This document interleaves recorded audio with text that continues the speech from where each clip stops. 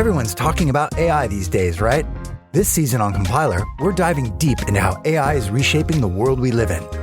Join us for a new season of Compiler, an original podcast from Red Hat. Subscribe now wherever you get your podcasts. Are you feeling overwhelmed by hormonal changes? If you're a woman, you're not alone.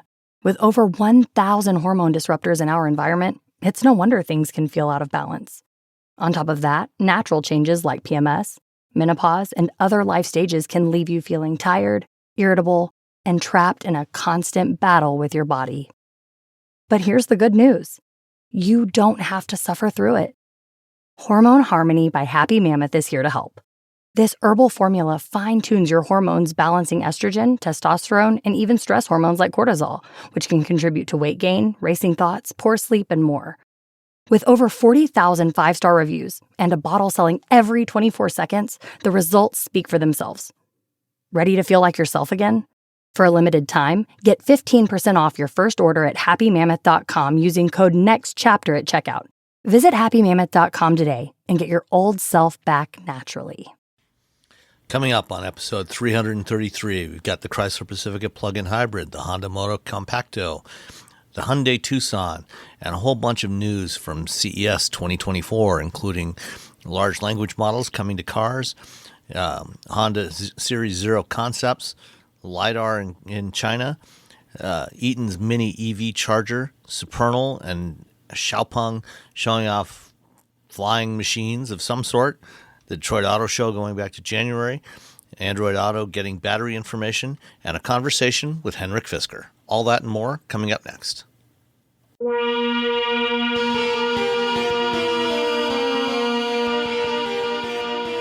This is episode 333 of Wheel Bearings. I'm Sam Abu-Al-Samad from Guidehouse Insights. And I'm Nicole Wakeland from The Road Reflected. And I am Roberto Baldwin from SAE International. And Robbie and I managed to get back from CES without any COVID.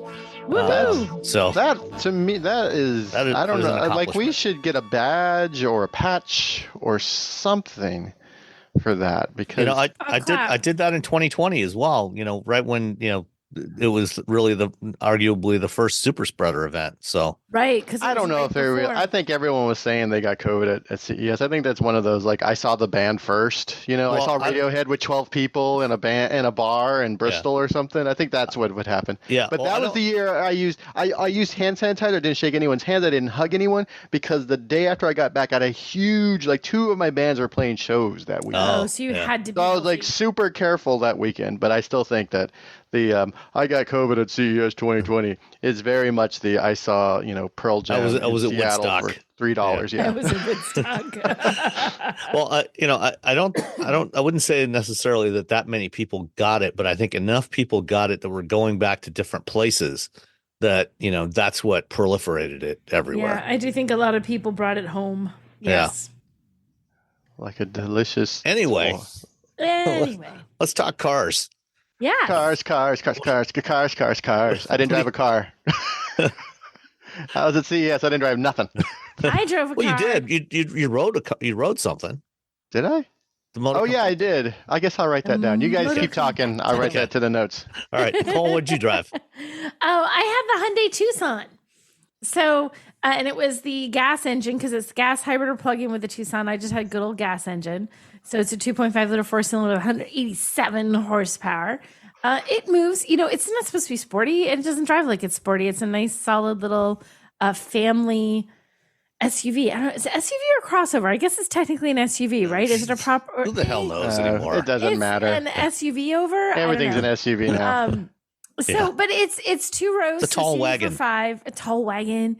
But I like this one because you know what? It's not like a crossover that's too tight. Like, so if you put three people in the back, they'd be squished. There's a decent amount of room in the back of the Tucson, for shoulder wise. So three adults could sit across.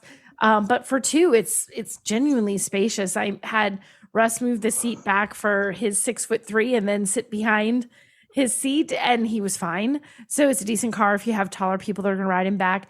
What I like about Hyundai, and I always like about Hyundai, is not only their cars look decent, they have nice trims, but you get a great they're always a great value. You always get an awful lot of features for the price that you're paying. So I have the Limited, which is the top trim. I had it with all-wheel drive, and it's available with front-wheel drive if you want it. And all-wheel drive is awesome. But it's $38,000-ish, roughly. I didn't have a Monroney, so I looked it up, but it's around $38,000, just over. So for $38,000, you're getting a vehicle with a lot of features. That includes the all-wheel drive. You've got heated and ventilated front seats and a heated steering wheel. You got heated rear seats, which I always think is like the coolest luxury, to have those outboard passengers have heated seats, because people never have heated second row seats. They tend to be something that you get in very expensive cars. You can find them in a mass, more affordable cars like this, but it's not common. So you have that. You've got Bose premium audio, a panoramic sunroof. You get a lot of features, and there's leather seats. So it looks like a premium car, but it's still a Hyundai. So it's $38,000. You're not paying for a fancy badge on the front of it. And it drives beautifully. I drove it in quite a bit of snow, so it handled really, really well. I didn't have any issues at all getting through little snow banks at the end of the driveway. And there is a snow mode. There's a couple of different drive modes. I tried out the snow mode, but when I went from snow to not to, like, I think is it called comfort? I've forgotten what the regular mode is. But from snow to not snow mode, I didn't suddenly notice that the car handled terribly. So even without putting in its little snow mode, it handles just fine. Didn't have any trouble getting through the snow. Was a great car for winter driving. I took it into Boston in a muckety mess, and it was good. And it has a lot of room for cargo. It's got 41.2 cubic feet behind the rear seats and 80.3 when you fold those seats flat. They're 60-40 split folding seats. That's a good amount of room. You can fit a lot of luggage back there, and it's a nice wide opening. Like, I thought about this, and like, I don't know if this is technically SUV, like you said, we were talking about, or technically crossover. But this really is a great vehicle if you're like, I want this space for my luggage or my kids' stuff or the family, weekend project. But I don't want something that's a cavernous, unnecessarily huge size. This is going to hold a family's luggage, no problem. It's going to hold a family, no problem. Has great features. And for $38,000, that's not a bad price. And I really enjoy driving. It's my only gripe. And this isn't a Hyundai gripe. This is an every car ever made gripe. I didn't have a Monroney, so I don't know what they called the color, but it was sort of like the interior was a sort of whitish, light grayish kind of leather seats. Really beautiful leather seats, really comfortable leather seats that, because they were so light, were actually the color of your jeans. Like, they have that, they take the blue dye. Oh, yeah. Right? I don't know why it's always like, it doesn't happen on tan. Like, light tan interiors don't suffer this so much, but anything that's a white or light gray, you see it, and it makes your seats look awful. Like, it really does. And it's not a Hyundai thing. You can get the most expensive or the cheapest car. If you have those light leather seats like that, they grab the dye from your jeans. So as soon as I get in, I'm like, oh, okay, there we go. The seats were once a paler shade. Now they're less slightly blue tinged.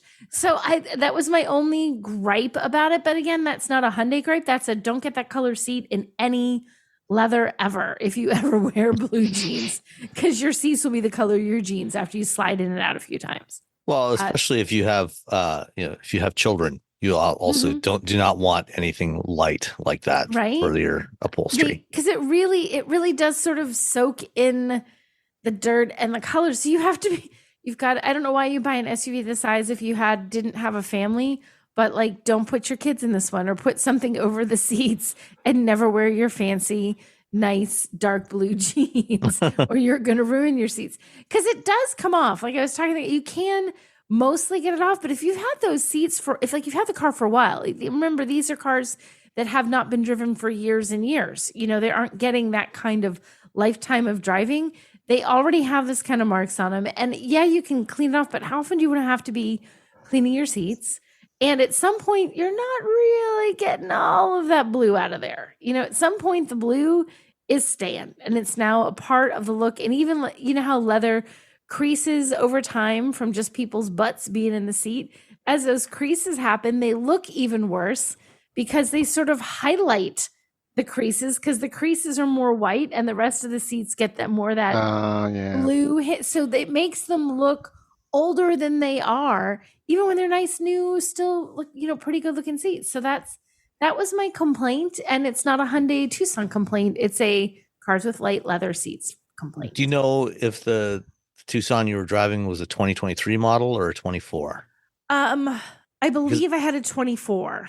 Okay, because I'm looking through the build and price on the configurator on the 24, and I cannot find anything but black interiors. Really? Yeah, so it's possible you got a 23.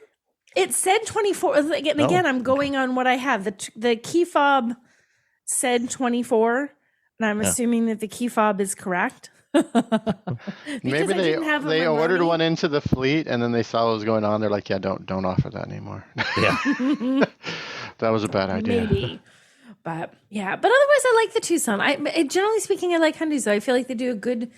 They're not fancy, they're not over the top, but it looks great. The interior's nice. They're comfortable. They ride well. They get good fuel. They sort of check all the boxes. They do all the things you want it to do. And as a family car, I think the Tucson's a great choice. What do you think of the center stack with the touch controls on there? I didn't have an issue with it. I was fine with the touch controls. Why? What don't you like about the touch? The touch controls for the climate and everything. They're a little fussy to use. Without looking at them. And I know we talked about this a few weeks ago. There was a Autocar UK publication had the refreshed Tucson, which is actually they're redoing the instrument panel and the center stack and going back to physical controls. So you still get the touch screen, but replacing that touch panel that's below the screen with physical controls. And I would guess that is going to be coming probably on the 25 Tucson here in North America. Yeah, I didn't find these to be the like some of these touch controls like this where they control everything are super finicky and fidgety. Mm-hmm. I didn't find these as bad as some. Like it was enough. I'm like, I'd rather have a button.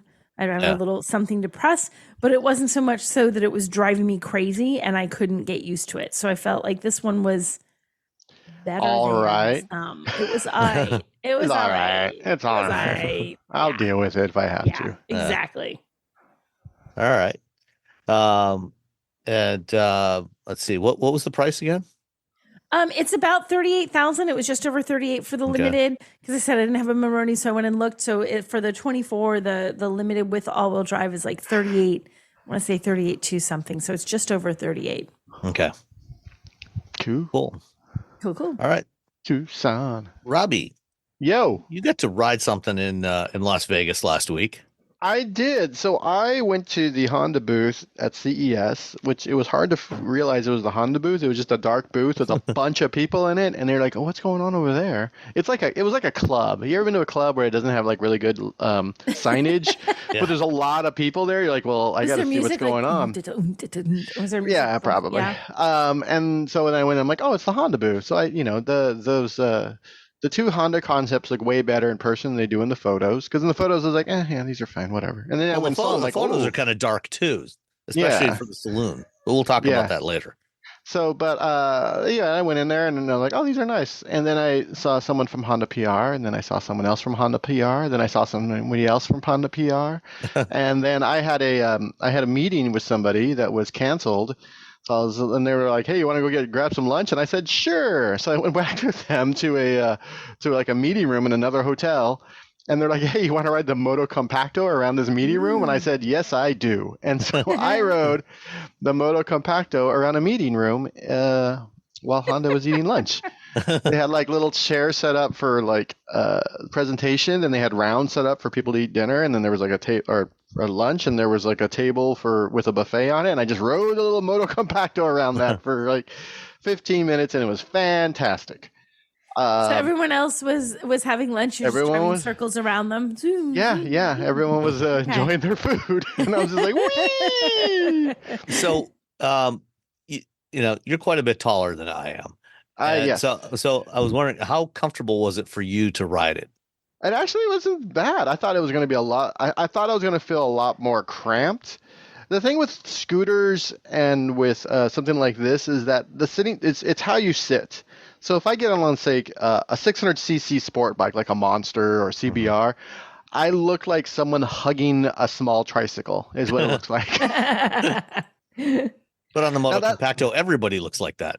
Yeah, so it wasn't as bad as I thought it would be. I was actually comfortable. The seat, again, I'm riding around on carpet in a meeting room, so I'm not like, on a road somewhere, putting this thing through its paces. I'm cruising around a meeting room in the convention center portion of a hotel. So yeah, but yeah, no, it felt comfortable. I was trying to shoot video, so I was riding it with one hand, which can be, especially for something with, the smaller the wheels, the less stability you have, and the smaller the sort of the wheelbase, the less stability you have.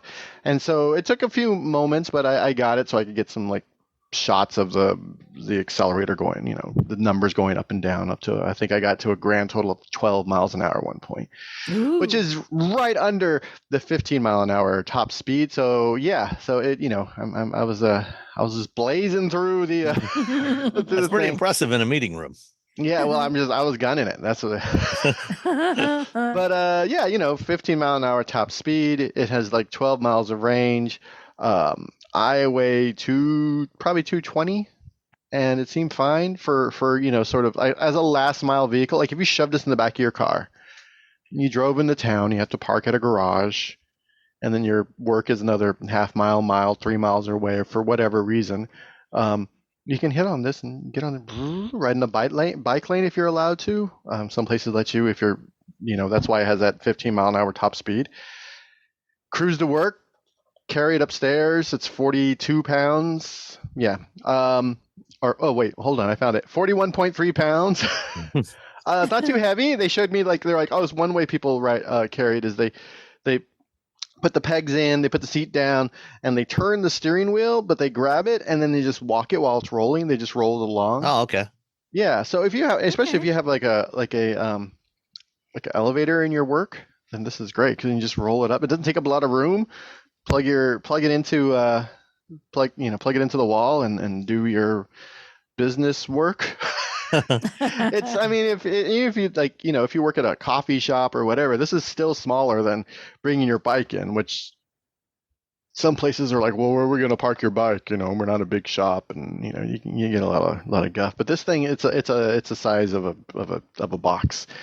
For I don't know, a fairly skinny box at that. Yeah, like it's a skinny box. You can fold it up and then just plug it in, and it's out of everyone's way. And then of course after work, everyone wants to ride your Motocompacto because they're now you're everyone's best friend. You're like the kid who got a pool in your neighborhood. But yeah, it has a little bell. It doesn't have a horn. It doesn't have turn signals, but I did a little bell. It's all ding ding. So that's that's nice. How did the bell go? Ding ding. Okay. But yeah, I for $1,000, it feels like it's a pretty good deal. If you're looking at like e-bikes can be very, very expensive. Oh yeah, you probably get an e-bike for about this much. But if you're going to college and you can get one of those scooters where you stand up, like the bird type scooters, or you can get something like this if you want to be really cool. So yeah, I think I like the idea we have more of these like small little last mile or just get around school or just get from one place to another in the bike lane little devices. I think that's great because sometimes if you take BART, I could take this on BART. I could take this on the subway and get to my life, or you bring the bike on the BART or on the subway, and some people are fine with it, but if it's a busy day, people are not happy with you.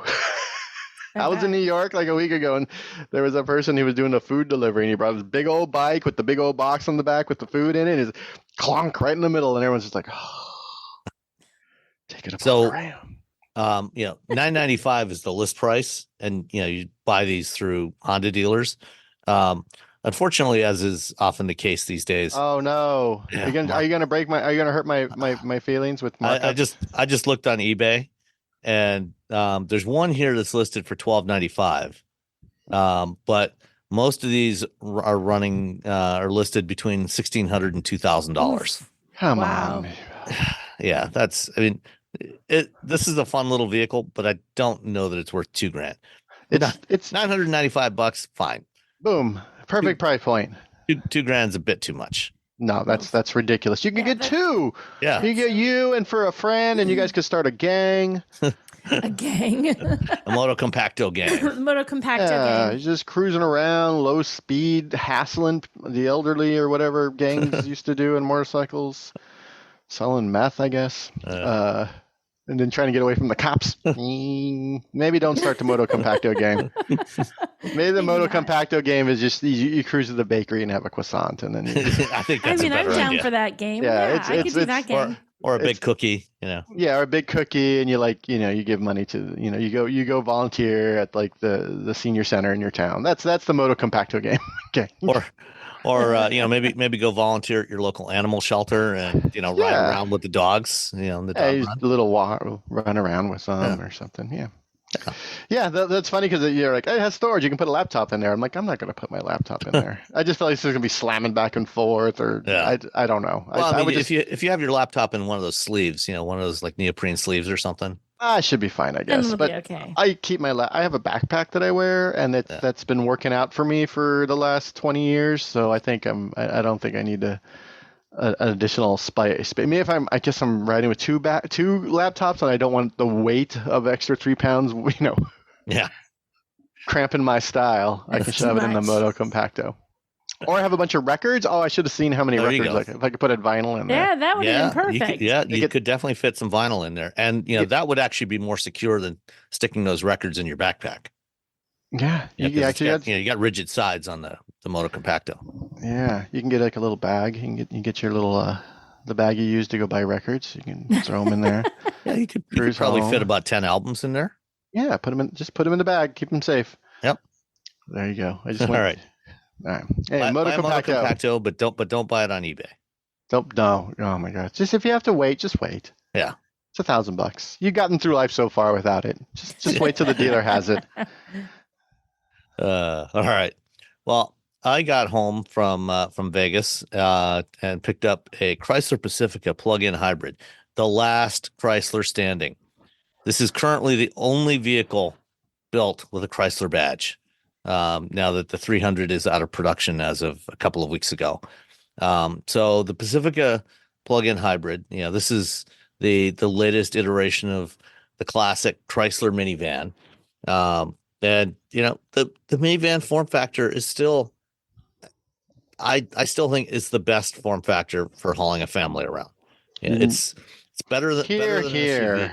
It is. You're right. It's the best. Better than an SUV. You got the sliding doors, so you don't have to worry about the kids, opening up the back door and ding the car next to you. You got lots of room. Easy to if you got to load kids into car seats, it's great for that. I don't have that anymore. Mine are long since gone. But a usable third row. Yeah, yes. Absolutely. So this one, the one that I've got here is the Pinnacle, which has those really nice leather pillows. The quilted leather pillows. Got all the goodies on there. Unfortunately, when I was driving it home from the airport on Friday night, I was not able to use adaptive cruise control because the radar sensor kept getting clogged up with snow and slush. And actually, as I was pulling out of the parking lot, the parking sensor kept beeping at me.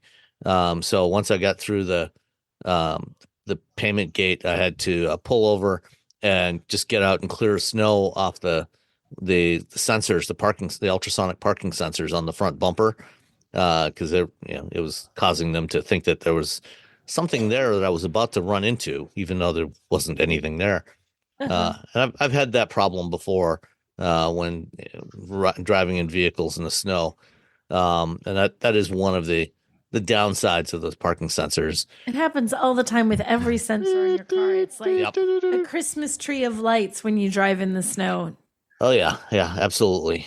But the Pacifica hybrid, is, this is definitely the best version of it's the best version of the Pacifica if you don't need all-wheel drive, because with the gas Pacifica, the gas, all Pacificas now have, the only engine is the 3.6 liter Pentastar V6, which is great engine, but you can only get all-wheel drive on the regular gas version.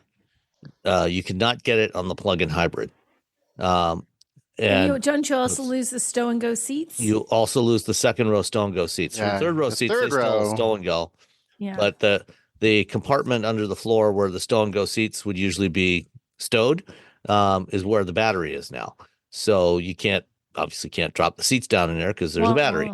You can't stow and go. You can take them out though. I've done that before. When this first came out, I took them out. Yes, you can remove them. Are they hard to take out? I've never taken them out. Were they a pain in the butt? They're a pain in the butt. Yeah. I think taking out any seat is kind of a pain, just because they're big and bulky. And no more so than they ever were before there was stow and go. But that was still a pain in the butt then. Yeah. No matter what, it's a pain in the butt. Although this one, the pinnacle trim level, the highest end trim level, it does have the second row captain's chairs, so you're not taking out a full bench. You have individual seats, so they're a little easier to manipulate. One nice thing about having the plug-in hybrid over the past several days, it has gotten quite cold here in Michigan.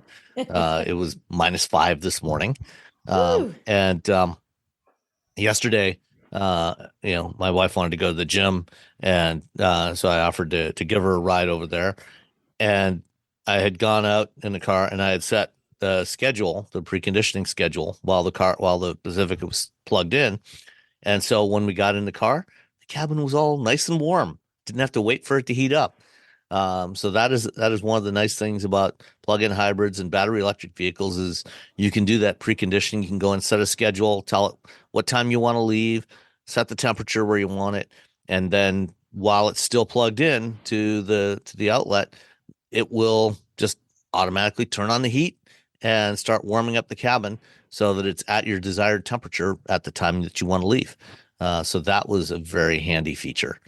The Pacifica, it's been around for a while now, and it's more or less in its current form. One of the nice things that they've done on the Chrysler, on the Stellantis spec sheets now, is in the general information section at the top, it tells you, the vehicle type, in this case, multi-purpose vehicle, not a minivan. It's a multi-purpose vehicle. Assembly plant, Windsor, Ontario. And then they also have the introduction date, which you don't often find on these kinds of spec sheets. So this was introduced in 2016 as a 2017 model. So that means this thing is almost 8 years old now. Wow. But it's still a good-looking vehicle. They did a mid-cycle refresh a few years back, updated the front fascia to nominally make it look a little more like a crossover, but not really. But it's still an attractive vehicle, for what it is, for a minivan form factor.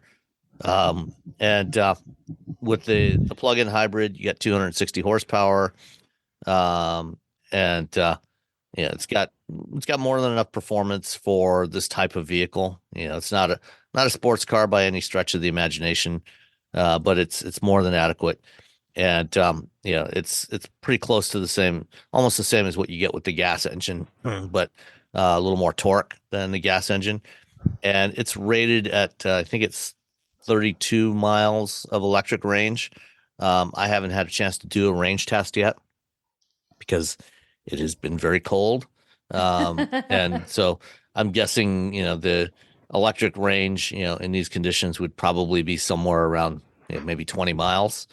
But in decent weather, it'll easily go over 30 miles on a charge, which means that most of the time, if you plug this thing in every night when you come home, it'll be fully charged in the morning. And for most people, the vast majority of people, 80% of people drive less than 40 miles a day. You're going to be able to do pretty much almost all of your daily driving without using any gas in this thing. And then when it's time to take a road trip to Disney World or to visit grandma and grandpa or wherever it is, that people do road trips with their kids to, you just keep driving. And then once it depletes the battery, it behaves just like any other hybrid and still gets decent fuel economy. It is rated at, 30 miles per gallon combined, which is quite acceptable for a minivan. I mean, these things, the gas version, I think, is rated about 21 or 22. So that's a significant boost. And, if you are doing most of your driving on electricity, the average of what you're actually going to be spending in terms of gas anyway is going to be significantly more than that. So, I like the Pacifica. It's the only minivan with a plug-in hybrid right now.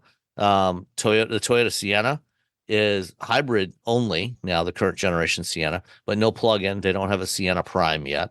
Although it wouldn't surprise me if in the next year or two they offer one, but for now they don't have that. So you got your choice of gas V6 in the Kia what do you call it, Carnival now. You got the Sienna with just a regular hybrid, and you have the Pacifica with either hybrid or plug-in hybrid as your 3 minivan choices in the marketplace today. The only downside of this one is the price.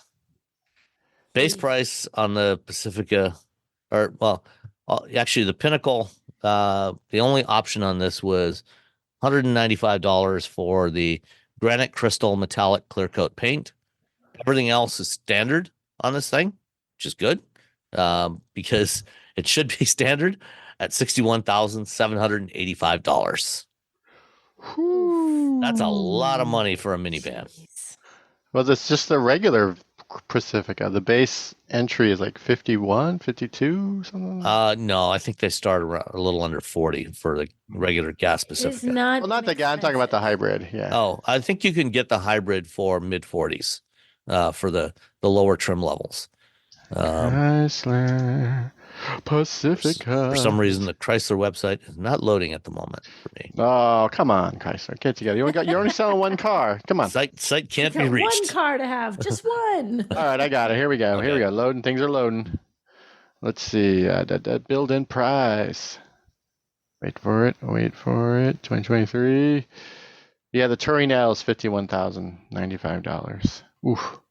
Is that the cheapest plug-in hybrid version? That's the cheapest plug-in hybrid. Okay. Because they had introduced a lower trim level of the PHEV a couple of years ago, but they must have discontinued it. For 2024, the price starts at 53. Ooh. 53,425. But you can get a tax credit on this because it has a 16 kilowatt-hour battery. You get the $7,500. Yeah, this is one of the. That's cheap. Then it's a bargain now. You get the whole shebang. Yeah, this is one of the few vehicles still eligible for tax credits because it's built in North America. One of all three of them. Has a North American built battery. So that's the Chrysler Pacifica Hybrid Pinnacle. I like that Chrysler Pacifica Hybrid. I like that Pacifica. I've driven it a bunch. I drove it a long time ago for a video. I've driven it. I've gotten it when I rent cars. I've gotten it a few times. It's fantastic. Mm-hmm. Or should I say, fantastic? Ba-dum-bum. Thank you. I'm here all week, people. All week. Smartphones have gotten way more expensive over the past decade, and all it takes is one impact on a hard floor to make you wish you had spent a few bucks to put a case on it. Going online without ExpressVPN is like not having a case for your phone, and it only costs a few dollars a month. Nicole, Robbie, and I travel a lot for our work, and we spend a lot of time in hotels, coffee shops, airplanes, and of course the Delta Sky Club. Connecting to the Wi-Fi in any public places with shared Wi-Fi puts your data at risk because bad actors could be intercepting what you send and using it to steal from you. It only takes some cheap hardware to intercept Wi-Fi data, and even a smart preteen can do it. Hackers can make up to $1,000 per victim selling personal information on the dark web. ExpressVPN stops the bad guys by creating a secure, encrypted tunnel between your device and the internet. ExpressVPN uses state-of-the-art encryption that would take a supercomputer up to 1 billion years to crack. I have ExpressVPN on all my devices, including a MacBook Pro, Windows laptops and desktops, and Android and iOS phones and laptops, or tablets. When I want to be secure, I just launch the app, click once to connect, and my data is secure. As I said, I travel a lot for my work, and I have to connect to countless public Wi-Fi networks in many countries. I have ExpressVPN on all my connected devices so that whoever else is on the same network can't see any of my data. That's important because I often have to check banks, credit card accounts, and transmit client data that might be sensitive, as well as filing articles on news that might be under embargo. ExpressVPN protects all of it, and I've been paying for my own account for years. Secure your online data today by visiting expressvpn.com/wheelbearings. That's expressvpn.com/wheelbearings, and you can get an extra 4 months for free. expressvpn.com/wheelbearings. Everyone's talking about AI these days, right? This season on Compiler, we're diving deep into how AI is reshaping the world we live in. Join us for a new season of Compiler, an original podcast from Red Hat. Subscribe now wherever you get your podcasts. One of the hardest parts of getting older is feeling like something's off in your body, but not knowing exactly what. It's not just aging, it's often your hormones too. When they fall out of balance, everything feels off. But here's the good news. This doesn't have to be the story of your next chapter. Hormone Harmony by Happy Mammoth is an herbal formula made with science-backed ingredients designed to fine-tune your hormones by balancing estrogen, testosterone, progesterone, and even stress hormones like cortisol. It helps with common issues such as hot flashes, poor sleep, low energy, bloating, and more. With over 40,000 reviews and a bottle sold every 24 seconds, the results speak for themselves. A survey found 86% of women lost weight, 77% saw an improved mood, and 100% felt like themselves again. Start your next chapter feeling balanced and in control. For a limited time, get 15% off your entire first order at happymammoth.com with code NEXTCHAPTER at checkout. Visit happymammoth.com today and get your old self back naturally. Did you know you can support Wheel Bearings directly? Head to patreon.com/wheelbearingsmedia and you can become a patron today. Your contributions will help fund the platforms and tools we use to bring the podcast to you. And exclusives and improvements are already on the way thanks to your generosity. So if you want to be part of an automotive podcast like no other, head to patreon.com/wheelbearingsmedia. We've updated the Wheel Bearings merch store, and now there's a whole bunch of new choices, new colors, new styles, t-shirts, sweatshirts, hoodies, hats, mugs, travel mugs, stickers, aprons, tote bags, you name it. You can get your Wheel Bearings merch at shop.wheelbearings.media. Go check it out. That's shop.wheelbearings.media. All right, let's talk about CES. Womp, womp, womp. So one of the topics that kept popping up all over the place at CES this week, not just for automotive, but for everything, was AI.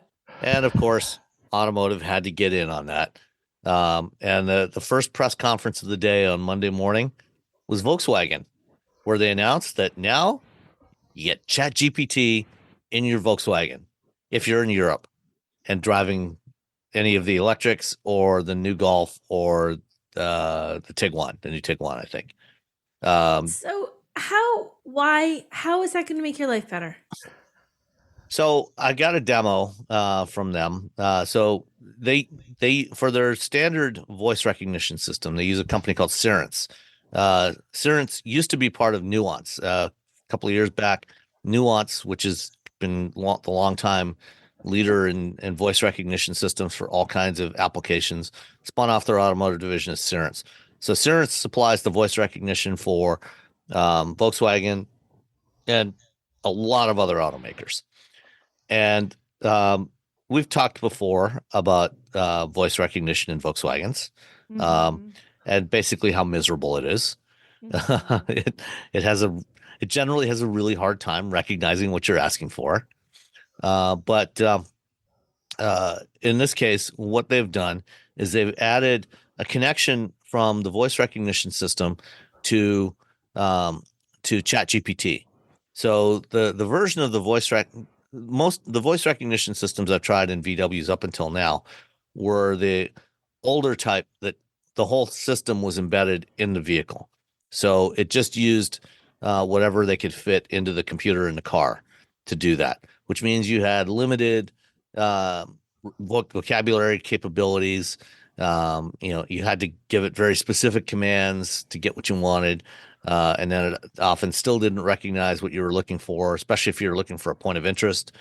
The new version that Cerence has is their Chat Pro system, which is a hybrid system, which has a component that sits in the vehicle, but also uses the vehicle connectivity to do voice recognition in the cloud. That system works better. but it still has a limited, it's not as limited, but it still has a limited vocabulary. So what happens is when you say, "Hey, Ida is the name of the voice assistant that's what they call it in European VWs. And you say, "Hey, Ida," and you ask it for something. If what you ask it for matches one of the commands that the Cerence system understands, then it just processes it locally. No problem at all, just as it always has.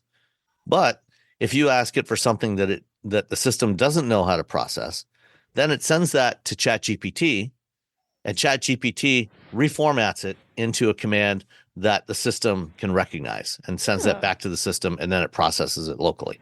So an example that they did in the demo, and there's a link in the show notes to the video of this demo. The example, one of the examples they gave was, "Hey, Ida, find Italian restaurants nearby." And so it just processed that find and said, it popped up a list of Italian restaurants in the nav system. Then the person from Cerence said, "Hey, Ida, I'm in the mood for I'm in the mood for pasta." And so it sent that "I'm in the mood for pasta" to ChatGPT, which reformatted that into "find Italian restaurants nearby." It interpreted that as you want Italian food and you probably want an Italian restaurant, and sends that back. And then it came up with the same list. So what it's doing is it's enabling more natural language processing. Okay. Which is a good thing. It can also answer general information questions and queries and do things like the example they gave during the press conference and then also during this demo was, "Tell me a story about dinosaurs." And so ChatGPT makes up a story about dinosaurs, which is fine. I mean, if you're trying to entertain the kids, Yeah. Or dinosaur aficionados. Yes, dinosaur Right, 'cause aficionados. that could Although be too. there's no guarantee that, the stuff in the story is going to be factual. So, It's going to hallucinate the fun word for lie. yeah. And the other thing I asked, was, because of the hallucination problem that these things have, if it's something like "tell me a story about dinosaurs," it doesn't matter if it makes something up because it's all made up anyway. Because dinosaurs never existed, right? There's no dinosaurs. It was a hoax. They only existed when people were around, like the Flintstones. Yeah, exactly. Meet the Flintstones.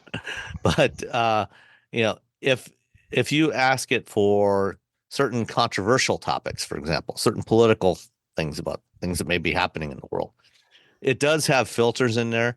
So anything like that, it will just say, "I'm sorry, I can't answer that question." You can't ask it about sex either.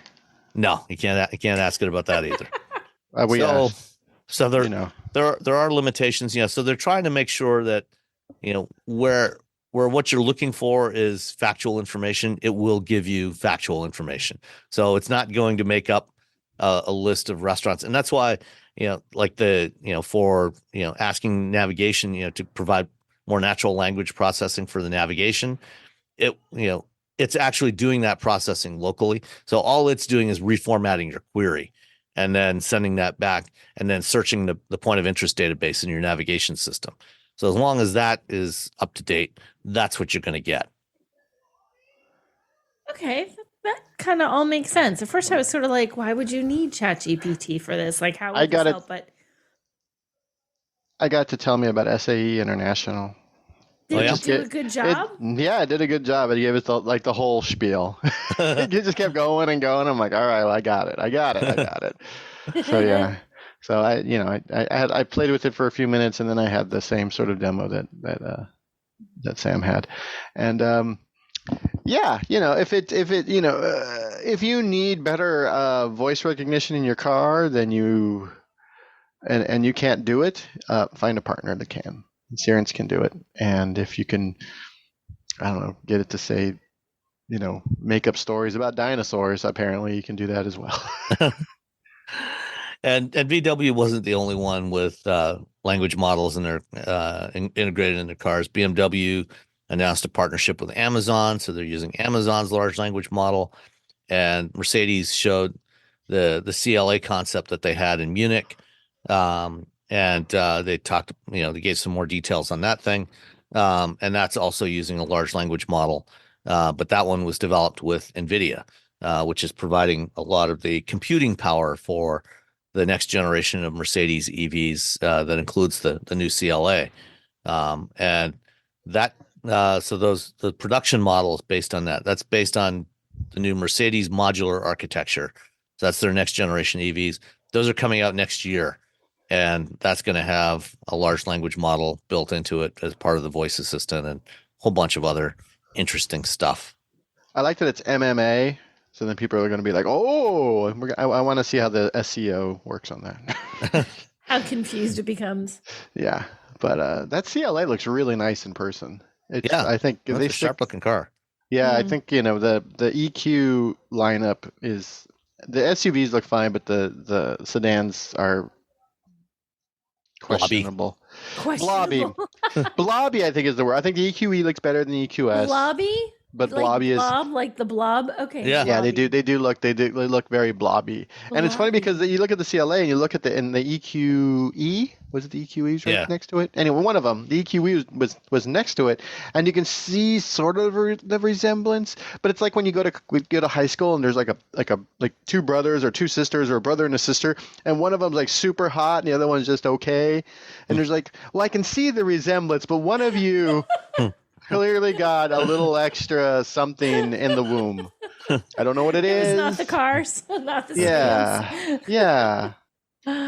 Oh, one of you got the little extra something.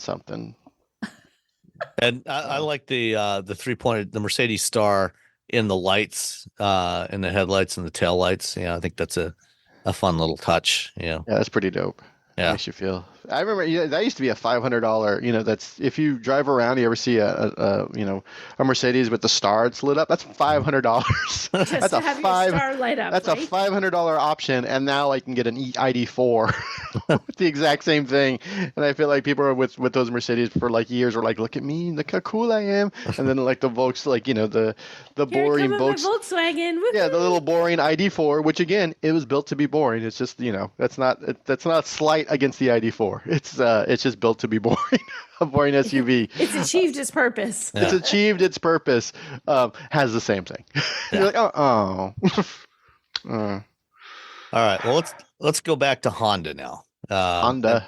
And as has often been said over the last decade, CES is now perhaps the most important auto show in the world, and there's not as many automakers at this show this year as there have been at some of the recent auto shows at least in Europe and in Japan, Munich and Tokyo.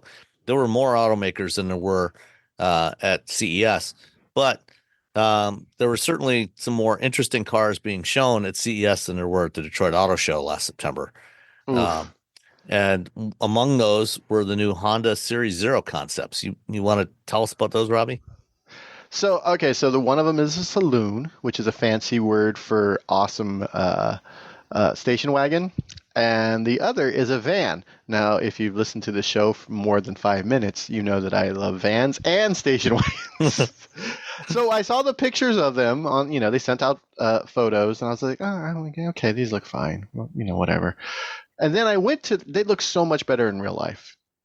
So much better, and the saloon looks like a little bit like a Countach, and like the best way possible. Not like Countach engineering, Countach design, because Countach engineering is not something you want to strive for. But no, they look really cool. I went over to the booth, and the booth you could not tell it was the Honda booth for whatever reason, and it was just a bunch of people around some stuff. So apparently they didn't have the budget for signs. Yeah, they spent all their money on giant screens and cool concepts. But you walk over there and it's just like so many people around it. It was like a club that you're like, well, what kind of club is this? And you walk over and you're like, oh, these are here. So I took some photos. I looked at it. And I'm a big fan. Both of them look great. I mean, obviously, neither of them are going to come out looking like this. Well, the van, which is called the Space Hub, apparently isn't coming out at all. At least not in North America. Of course not. But the saloon, America. Jessica Feeney from Honda told me that this, and Chris Martin also told me the same thing. The saloon is actually the first Series 0 production model in 2026 is actually supposed to carry over a lot of the design features of the saloon. So not quite, but mostly. Yeah. Is that wackadoodle grill going to stay or lack thereof? It looks like a giant. It makes me think of the front of a dustbuster. Yes. It hoovers up the bad things in your life. I'm not quite sure I like that.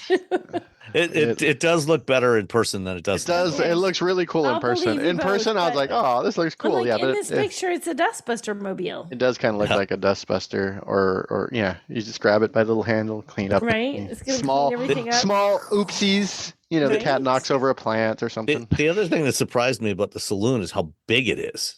I mean, it's very big. This is a large car. It's fairly low, but it's very long. It's bigger than any production sedan that Honda's ever built by a fairly wide margin. It's pretty dope. Yeah. It's pretty dope. That's your word of the episode. It's second or third time you it's said dope. You know, like, because I went to go buy an album this week and they didn't have it, and so I ended up buying something else. But the album I went to buy was MF Doom, and for some reason MF Doom just makes me want to use the word dope. Okay. I don't know why, but I got Boy Genius, which is completely the same thing. Music people in the podcast are now yelling at their speakers. They're like, that's not the same thing at all. So R.I.P. MF Doom, by the way. R.I.P. So the Series 0 is the branding that they're going to use on their next generation of EVs, and it sounds like the Prologue and the ZDX, Acura ZDX, are going to be one and done models for Honda's partnership with GM on EVs. Kind of like when they partnered with Isuzu for SUVs in the 1990s. Oh, the Rodeo. Yeah.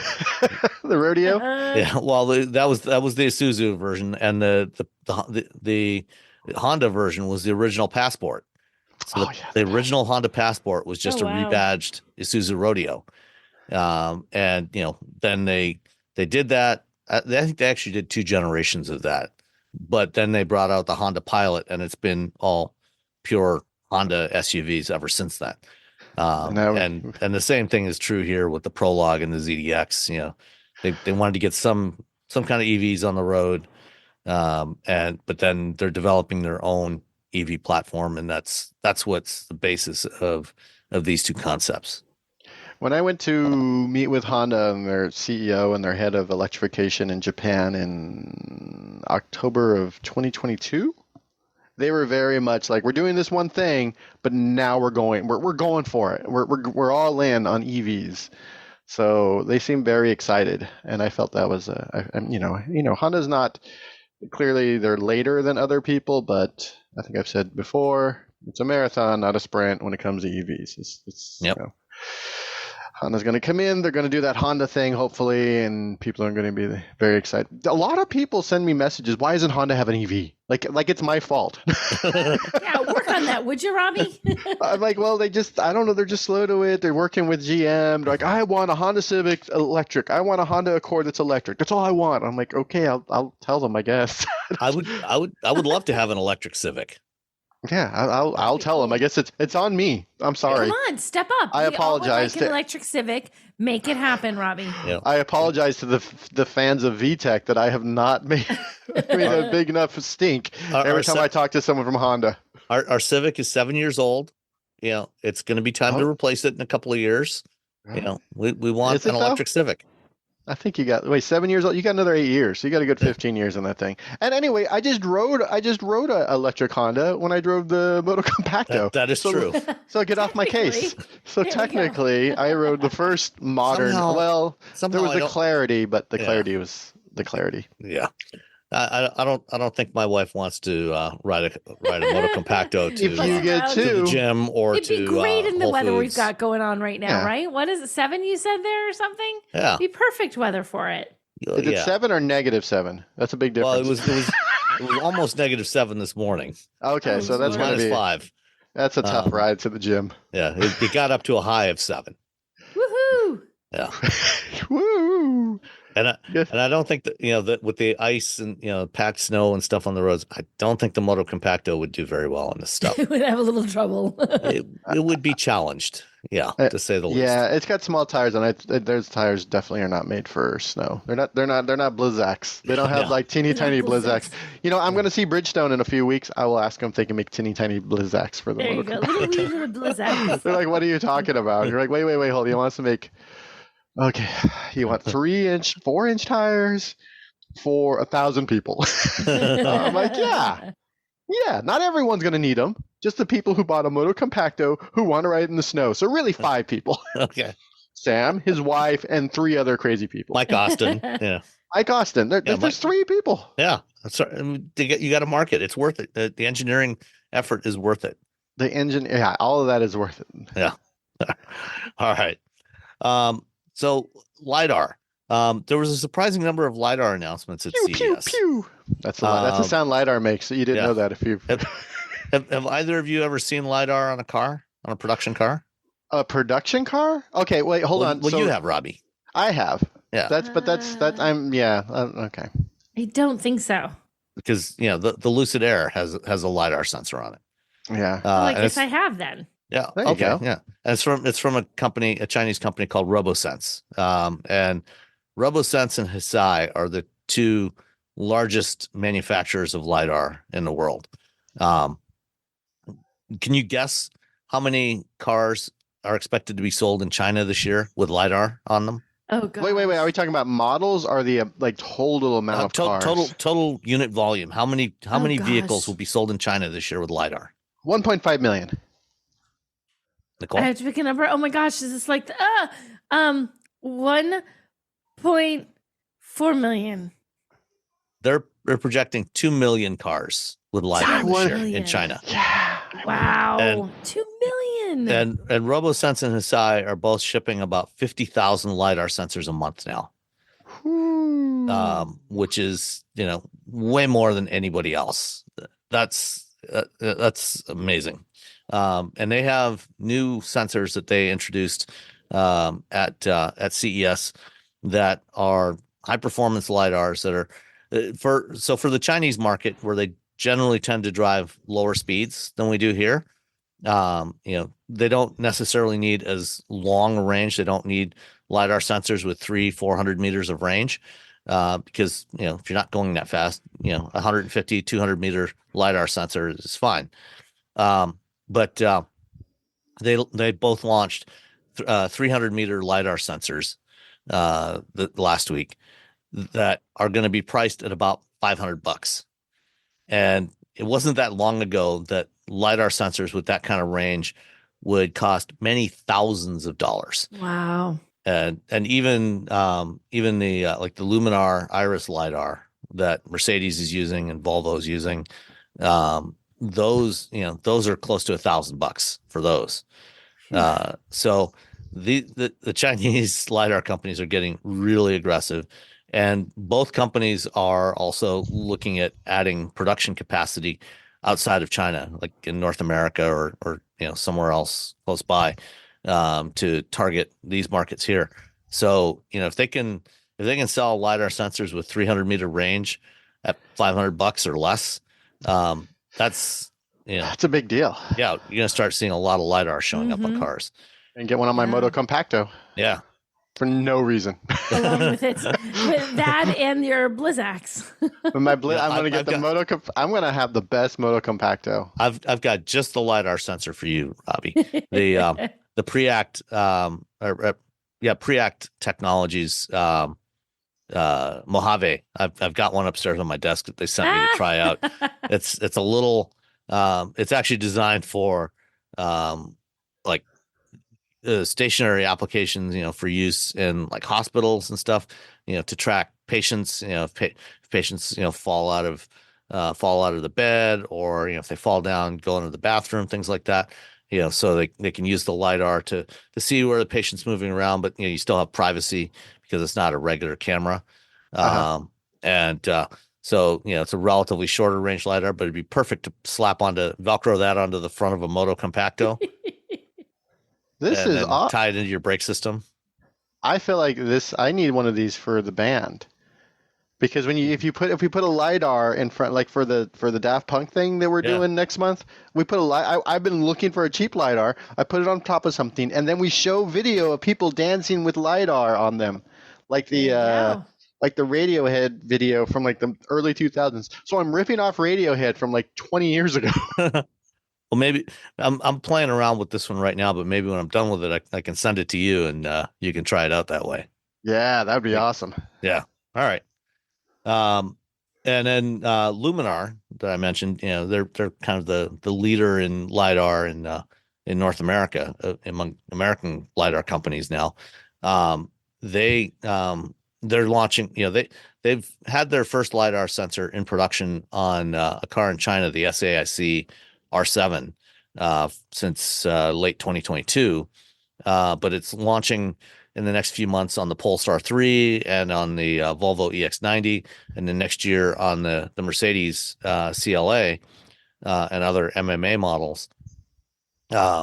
They've been doing for the last couple of years at CES. They've been and other events. They've been doing these demos where they have their the lidar on their test vehicle running side by side with a Tesla, and having little mannequins of child-sized mannequins that run out in front of the car, and using that for to demonstrate automatic emergency braking. And inevitably, they do this at like 35 miles an hour. Inevitably, the Luminar equipped car, detects the child and comes to a stop without hitting the child, and the Tesla runs right over the child without even slowing down. Oh, children. Yeah. And this year they upgraded their demo, and what they did was they've added in not just the automatic emergency braking, but automatic steering.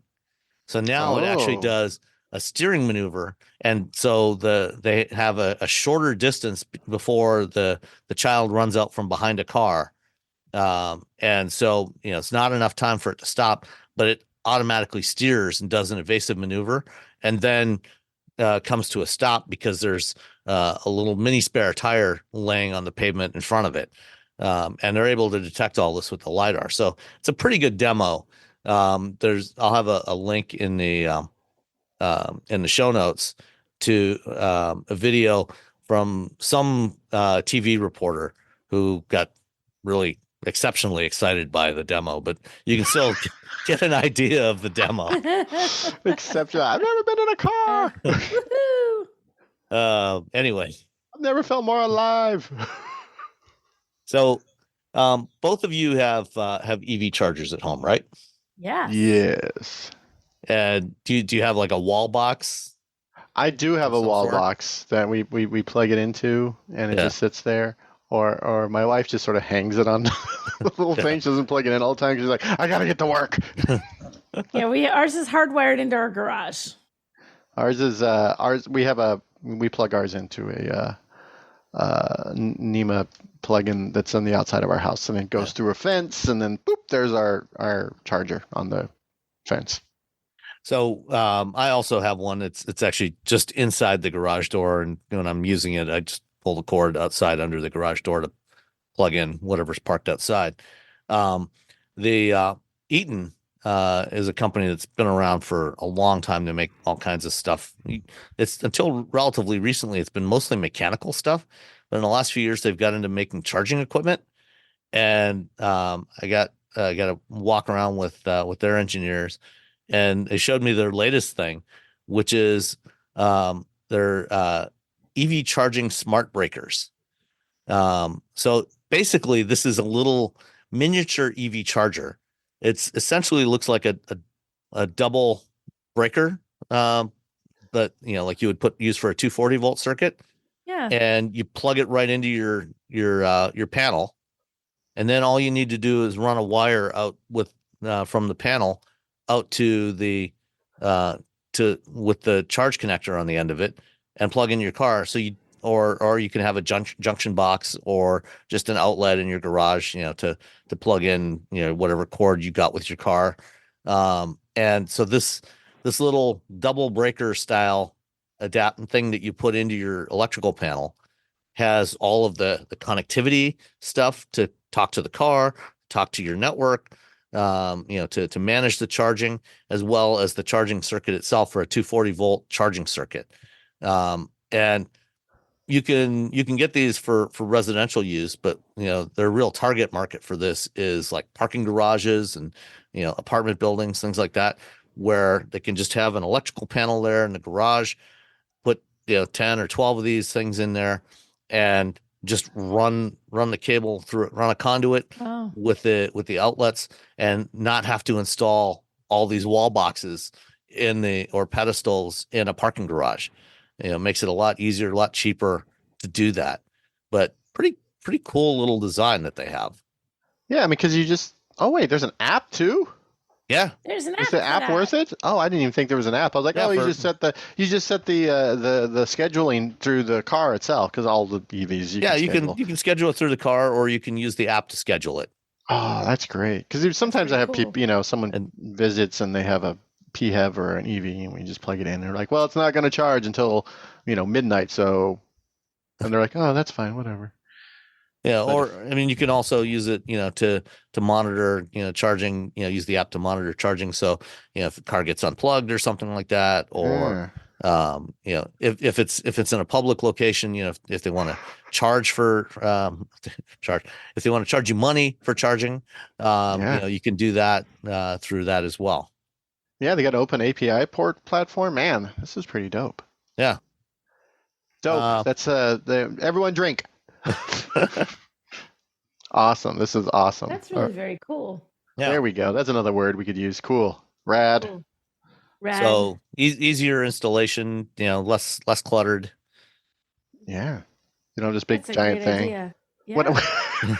I had a bunch of chargers in, and some of them were so bright. I would go out, I'm like, oh my gosh. Like my whole driveway, like all three cars would be like this big green or blue light just on everything. I'm like, the neighbors are gonna have to find this annoying, right? I mean, it was obviously no one lives in my driveway, but it just seems like, okay, this is bright.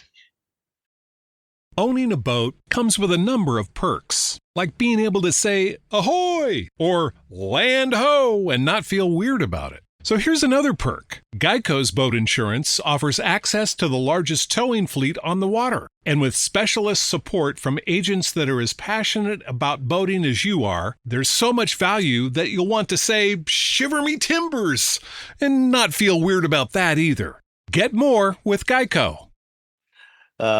So flying cars. When are we getting our flying cars?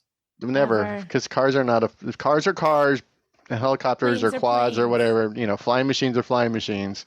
Yes. Stop trying to make flying cars a thing, because it's just like the jack of all trades but the master of none. A flying car is always A, bad at driving, and B, bad at flying. And the second one is not something you want to be bad at. True, very true. So what do you think about the Xiaopeng Aero HT? Is that how you say it? I literally was looking Xiaopeng. Is that how you say that? Xiaopeng. Yes. You guys, it doesn't look like that at all, spelling wise. I had no idea how to pronounce the name of this. It's spelled XPENG, but it's Xiaopeng. Xiaopeng. So what do you think of the Aero HT? I looked at it and then I walked away because I didn't understand. I didn't see the point. Every time I see these things. One there? Yeah. Well, they had. They had a physical thing on their stand. Yeah, I'm pretty sure that it's not actually functional. No, because I think they're saying they expect to have first flights later this year. Yeah, man. But I mean, this is a nominally a car that has 4 things that fold back into the back of the car. Rotors fold up, 4 arms that fold back into the back. When you want to use it to fly, they fold out to the sides. So it's not like you could be sitting in traffic and decide, I don't want to be in this traffic jam. I'm going to take off. There's no room, because these things go out, several meters on either side. It still requires a runway of some kind, right? No, it doesn't require a runway. I mean, it's vertical takeoff and landing. Okay. Yeah. Well, it's just from a a really drone. big parking It's lot. it's a car with a drone shoved on top of it, is what it is. A very large drone. And it doesn't make. I And just this don't thing understand. this thing is very long, but it's a 2-seater. So it's really not very practical. It doesn't make. What? Why? Why? Why not? Why? I guess. I don't know. Because you Because still they have can, to. maybe. The thing with Well, maybe they can. We don't know because they haven't actually flown it yet. the You got a lot problem of with cool videos. the problem with the fly, well, in the United States, I don't know what's going on. I don't know how it works in other countries because I don't live there. But at the I talked to the FAA like years ago about this sort of thing, and they're just like, oh, they still have to follow the rules. So they still have to get, they still have to become pilots. They still have to become, you still have to be certified. I talked to, Supernal. I just want to call him Supernal. Hyundai's flying machine. And they were like, I'm like, what about pilots? They're like, well, we want pilots, and then they have to take they have to get we're looking at probably having a certification in addition to already having a pilot's license. So do you want people who are just like, hey, I got my car, now I'm gonna fly around? And no, I don't want that. No one, yeah, I don't know. It's just something everyone comes out with. It's always sort of weird. It never really makes sense. Like if you're gonna drive somewhere, you drive. If you're gonna fly somewhere, you get a flying machine. That's it. That's the thing. You don't need both. Even the cars that float, no one ever really got into those. Yeah. What was that one called? They have those in the Amphicar. They have those at Disney World. You can ride in them. You pay, I don't know, $80, and you can all ride. Oh yeah, the giant, the rubber duckies or whatever they call. They always have them in cities have them. No, not it's literally Amphicars. They literally have them at Disney World. Oh, those the little ones. Disney Springs. They have. I think you can fit 4 people in them. 4. Yeah, they were built back in the 60s, I think, 50s or 60s. Yeah. And you can actually go for a ride in one because I did because I had to. Did you? I was like, I got to ride in this. Yeah, we have to legally. If there was one here, legally, I would be right. As an automotive journalist, it is your responsibility. You can't just walk by that. Yeah, correct. It's your responsibility. Just walk by. You're like, hold up, everybody, we need to go ride this little thing and pay or whatever.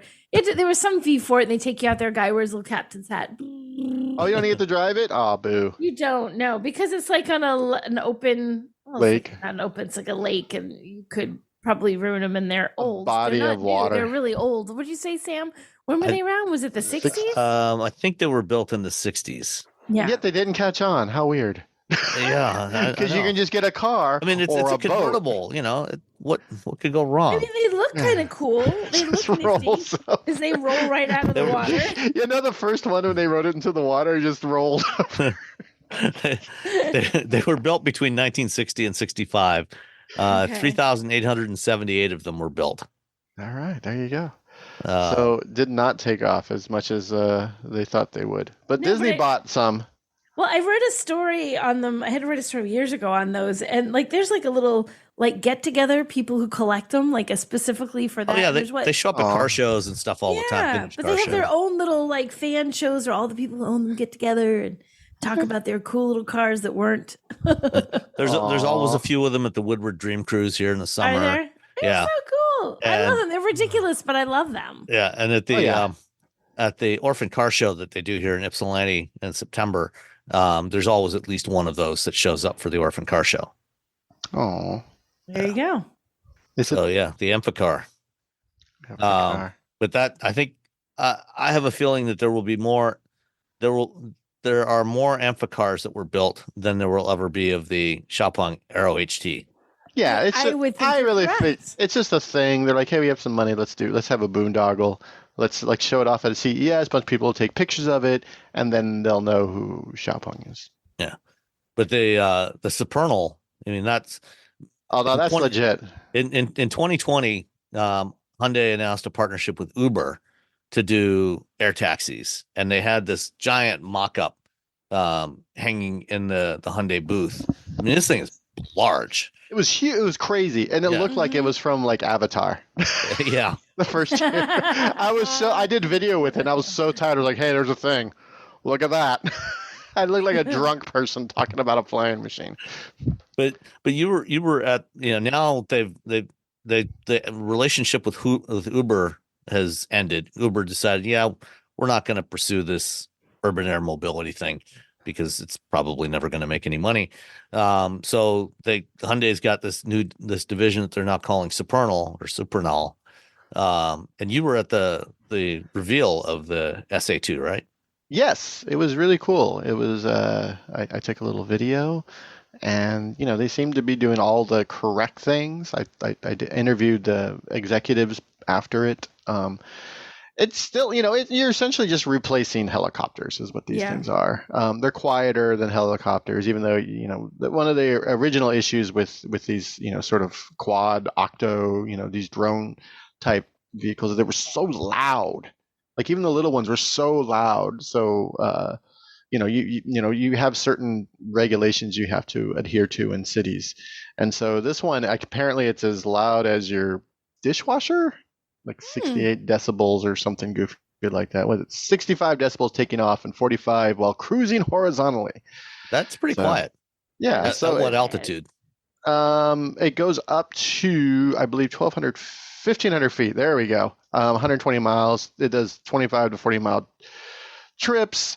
They're going to have to figure out how to, when we talk to them, they, like say in LA, and they're very forward. They're like, we don't know exactly how this is going to work out. Like we're talking with the FAA, we're talking with cities, we're trying to figure out how to make this work, but we're definitely building the flying machine.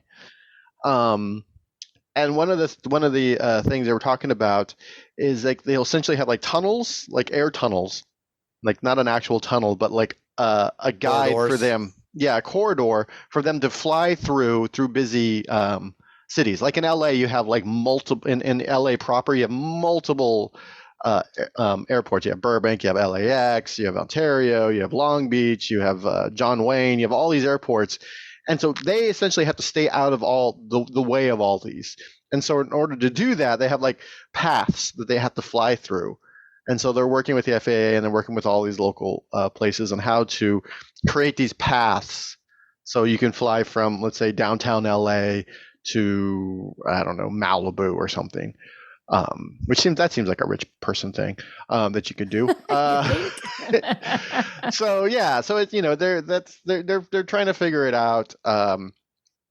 Whether or not it works out at the end of the day in cities is that's really you're talking with the FAA has to like, well, you need to figure they want to keep people safe in the air. That's the big deal. Sure, of course. But with a 45-mile range, I mean, is this even useful? It's for rich people. It's like the helicopters. Lots of people get helicopters can go a lot more than 45 miles. 45 miles. Yeah, but these are you could fly in a helicopter from Los Angeles to San Diego without any problem. That's true. Or you can ask Michael Muzio. Michael Muzio tell me that all day. And it'll ride 4 people. It's going to have a person in it. They sort of like, they're like, well, eventually if AI ever gets bad enough, but they're very much like, it'll have a person.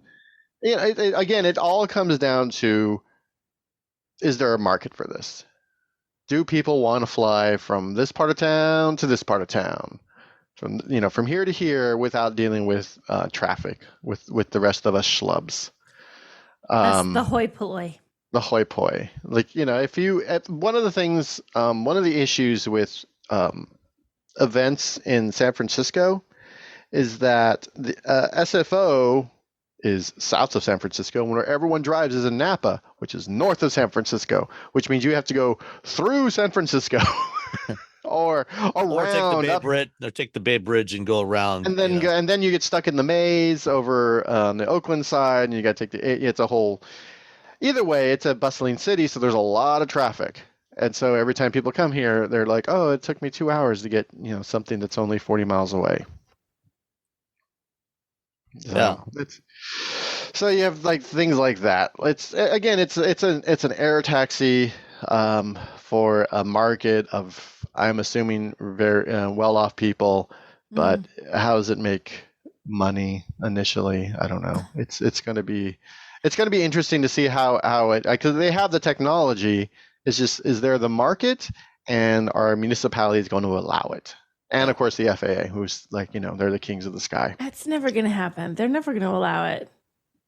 Oh, the FAA. They when I talked to them, they were very open to it. They're open to the idea of it because they're like, yeah, whatever. As long as you're following the rules. Oh, I guess they're following that's the rules. their big deal. I think the FAA has said that they plan to have a certification system for these types of vehicles, for these what they call electric vertical takeoff and landing, or eVTOLs, sometime by mid-year this year, because there's several other companies doing this, like Joby and I forget the other ones now, that want to start doing some testing, beyond just their prototype testing, sometime this year.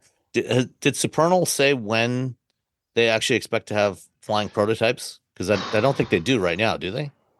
I don't think they have I think they're going to have it next year. I wrote it down. It's in one of my thousands and thousands of pages of notes or recordings of when they were going to have ones flying.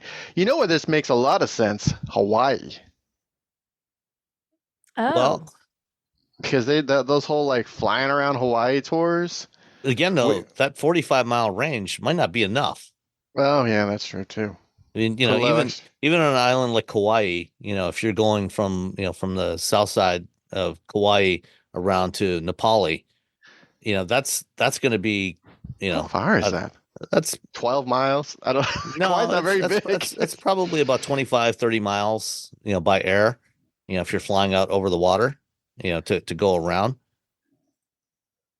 Yeah. Yeah. I forget the name of that harbor. But yeah, I mean, it's 73 miles across. So yeah, and you have to take off, essentially. Most of them take off from near the airport. So I mean, you can kind of go, you can kind of make it. I think they had like 120 miles of range. What was the range number they gave me? I thought I read 45 for this thing. That's the type of trips they're doing. The actual range is much longer. No, they're because they're thinking like we'll do 3 or 4 like 20 to 30, 20 to 40 mile trips. No, the actual range is like 100 and something. Okay. So they could do it. That's what I was thinking, because they're quieter than helicopters. Last time we went to Kauai, we took a plane. It was pretty cool. Did it fly around the island? Yeah, it was pretty awesome. It's a pretty sweet deal, except every once in a while you hear about a helicopter falling out of the sky, which is that has been known to happen. That's always a challenge. Yeah, it's a lot tougher to, and with these, if one of the propellers stops, you still got 7 more. Yeah. That is an advantage to these over a traditional helicopter. Is you've got some redundancy there, so it should be a lot of redundancy. At least safely get you to the ground. Yeah, so you got that going for you, which is nice. All right, the Detroit Auto Show. It's been kind of sad the last couple of years when they moved it to September. They've decided to go back to January next year. I don't. I'm fine with January, but it's not so much they move it to January. It's that it's on top of the CES. CES. The thing we just talked about, all the news coming from. Yeah. My guess. My guess is that the Detroit Auto Dealers Association is probably giving up on having the Detroit show be a media event like it has been in the past, and they're just going back to it being purely a consumer event. Which is fine. Yeah. That's awesome. Yeah, go to an auto show. They're fun. You get to look at cars. Sometimes you get to get inside of them. On the less busy days, and no one's gonna come up to you and be like, "Hey, you want to buy a car? Want to buy a car? We got one in the back. Got a car in the back for you." Yeah. So for regular people, I remember going to the auto show. Just walk around, look around, have a nice time, eat a hot dog or maybe some nachos, get your sticky, gross hands on the steering wheel of some sort of new Ford or Chevy. It's good times. Yeah, because the scheduled dates for the public show next year are January 10th to the 20th.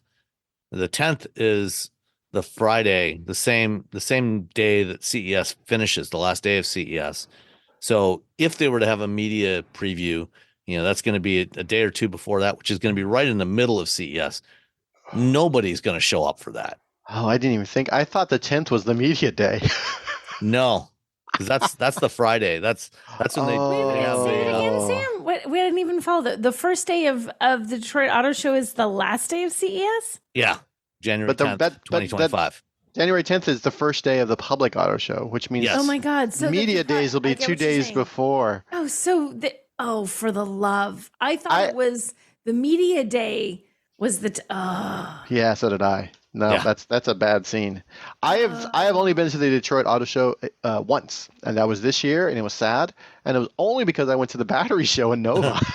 So you were in town anyway. So I was in town anyway. But the way it always worked out is I worked at Engadget, when I started covering cars, and then I worked at Car and Driver, and I don't need to go to Detroit if I work at Car and Driver because everyone else works there.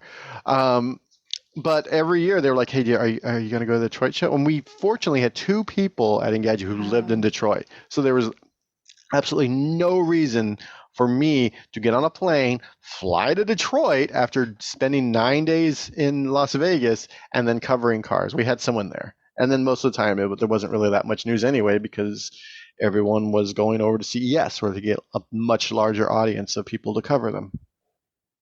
Yeah, I mean, up until 2019, for years, I was doing a week at CES and then coming home and I would have maybe a day off and then straight into the Detroit show. Oof.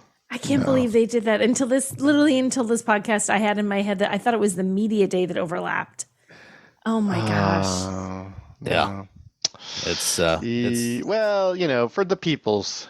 Yeah. If you go to the Detroit show, you want to see trucks and Fords. For the consumer, that's fine. But if they're trying to create any kind of news whatsoever, that's my guess is they've just given up on that because I think Stellantis has already said they're not doing auto shows anymore. Ever? And or is it just for now? Not for the foreseeable future. Oh yeah. Okay. Yeah, they said they're done with auto shows. They're just going to do their own events, and that leaves Ford and GM. I can't imagine any of the foreign automakers coming back to the Detroit show. So that's Ford and GM. Ford, they had a refreshed F-150 this year, and GM had a refreshed Cadillac CT5. Oh yeah, I remember watching that. We're like, oh. And you're looking at the old one, you're looking at the new one, you're like, wait, what am I missing? Oh, I see it. It's like tweaks to the front fascia, the lower front. Yeah, fascia. little front fascia tweaks. Add a new dashboard. It does get a new dashboard. That is nice. more prominent. So yeah. Well, that's the end of the Detroit show. Yeah, I don't understand why they did that.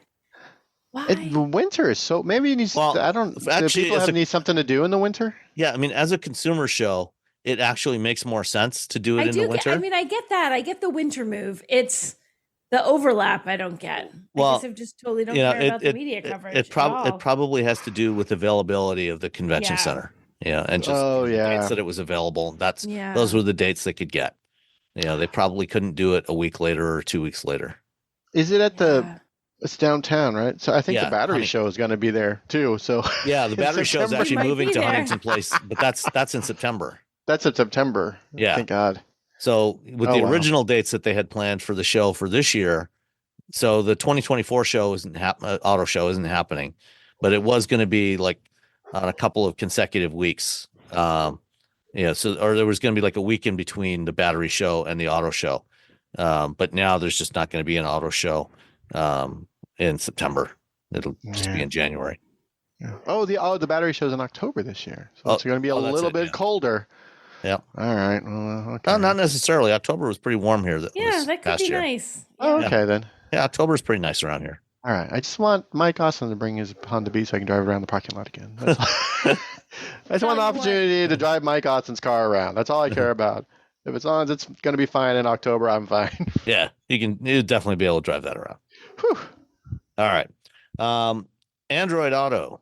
One of the main reasons that GM gave for dropping smartphone projection from their EVs is so that they could integrate real-time vehicle information into Google Maps and stuff for routing and to find chargers and figure out how far can you go before you need a charge, all this stuff. Well, now last week at CES, Google announced that Android Auto is basically getting that capability for automakers that want to supply the real-time battery state of charge data. to the Android Auto version of Google Maps, they'll now be able to do that. And Ford's going to be the first one to launch that on the Mach-E and Cool. and F-150 Lightning. So in Google Maps in there, you'll be able to see the current battery state of charge, estimated state of charge when you get to your destination, it'll give you suggestions where chargers are going to be along the way. I don't know if it'll be quite as sophisticated as what they do in apps like a Better Route Planner, where it can give you options of, find the fastest route to your destination, how long should you stay in charge, all that sort of thing. Yeah. But yeah, so a lot of what GM's doing will be in Android Auto. It's unclear if Apple is going to have this capability in CarPlay or not. But Ford is actually doing a briefing on Wednesday this week, in a couple of days, on their next generation in-car systems, and so might get a little more detail on exactly how this is all going to work. Well, they have it. Okay, so Ford worked with Apple to get EV routing and CarPlay a while back. Okay, so they have that in there now? Yeah. Okay. I do know that Apple can be difficult to work with. Just a little. Just a little. That's, A skosh.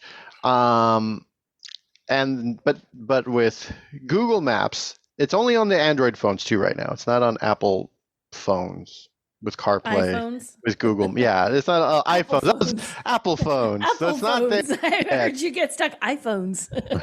But the fact that Ford is like willing to work with both of these companies to like make this a reality is great. I'm really. I wrote a big screed long time ago that Apple and why hasn't Apple and Google done this? Because we're all using their maps, and they should figure out a way to do it. And so now they figured out a way. So that's pretty great, especially when my car doesn't have any sort of my car doesn't have mapping at all, because it's they're like, you're going to use your phone. Just use your phone. Oh yeah. Just use your phone. It's like when when the Smart 4.2 first came out, they're like, yeah, there's a little thing you put your phone in because you're not going to. Don't even bother. It's like It's going to be your phone. It's going to be your phone. The phone's the thing you're used to. The phone's the thing you take everywhere. So no, this is great. I think it's good for people who feel comfortable with Google Maps versus whatever the in-car map situation is, and it'll be nice as more and more automakers support this, and of course as more and more devices support it. So kudos to Ford and Google. High fives to them both. And they're also adding more apps. Excuse me, on vehicles that have Android Automotive, where it's all built into the car. So they're starting off with they've got a beta version of the Chrome browser that you can run in Polestar and Volvo cars. Cool. And a Weather Channel app. And I think, did we talk about Microsoft Teams coming to Android Auto? Oh, God. Oh my God. As someone who constantly has to deal with Microsoft Teams, I'm not happy about this. I know. I thought for some reason, I thought Microsoft Teams was available in CarPlay, so you could like reply with your voice to messages, but I guess not. Maybe it is. I don't know. Yeah. Either way, I don't like the whole Microsoft suite is just it's frustrating, and Teams is not great. Teams is not great. It's super frustrating. Do you get to use Teams, Nicole? I have used it for various things and I hate it. Yeah, there's like a couple automakers are like, hey, welcome to our Teams thing. You're like, and my God, Zoom's right there. Yeah, every now and then there's something like, we use Teams. I'm like, you do? No. Awesome. And it doesn't work well with Apple. Like the fact, like, I don't know what the IT department. It's okay. It doesn't work well with Windows either. Oh, okay. I don't know what the IT department did to my work computer to make it work, but I remember when I was doing interviews for SAE, like I could not get it to work on my computer, on my MacBook Air. So at the last minute, I ended up having to do it on the phone. So I'm holding the phone up, doing a very important interview for the job that fortunately I ended up getting. But it's like, hi. So I couldn't, and it's like all jiggling around because I didn't put it on a stand. And it's like the last, when I was like, oh my gosh. I have plenty of stands that I could have put it on, but I was like, oh, I'll just use Teams, and nope. Well, so that's coming. Good luck. Android Auto already has support for WebEx, so I mean, there's that. So I might as well add Teams. Yeah, you might as well. All the top. Backs. They got a real player. Not yet. I think that's coming. Oh, finally, we're gonna get real. But yeah, you'll be able to use the Chrome browser now while you're sitting there waiting for your EV to charge from Polestar and Volvo, and presumably others that are using Android Automotive in the coming months. Cool. Yeah. Yay. All right. I had a chance to sit down with Henrik Fisker last week, which is always entertaining. And we talked about some of the stuff that's going on there. They've had some challenges. They didn't sell as many cars, or they didn't deliver as many cars last year as they were hoping to. And part of that is because they in the US they only had 3 stores. Turns out, doing direct to consumer sales for an automaker, it's really expensive.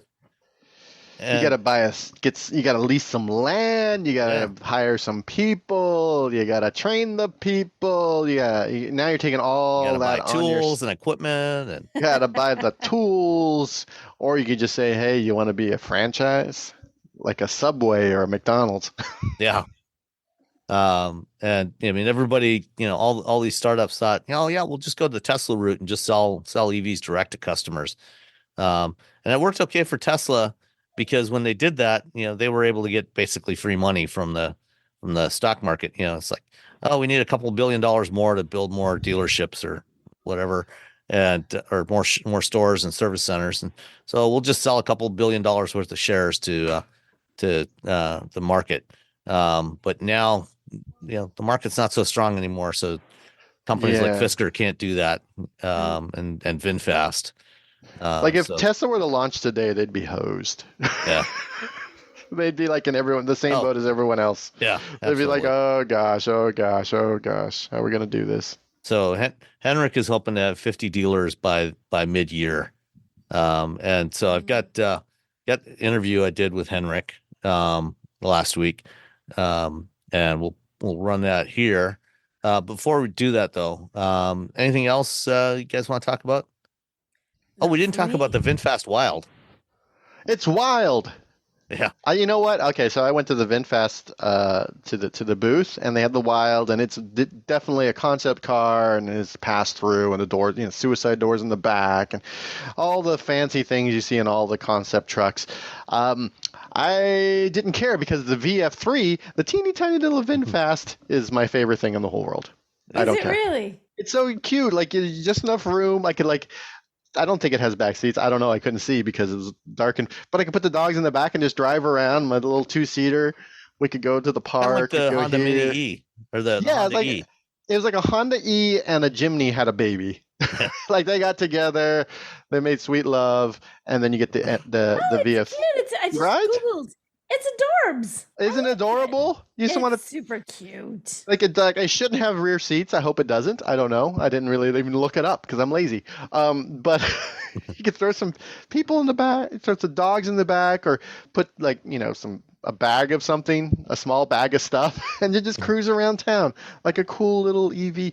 Last night my wife and I were driving home, and there's a electric 500e for $5,000, the orange one. My wife's like, maybe we should just get rid of the Kona and get this.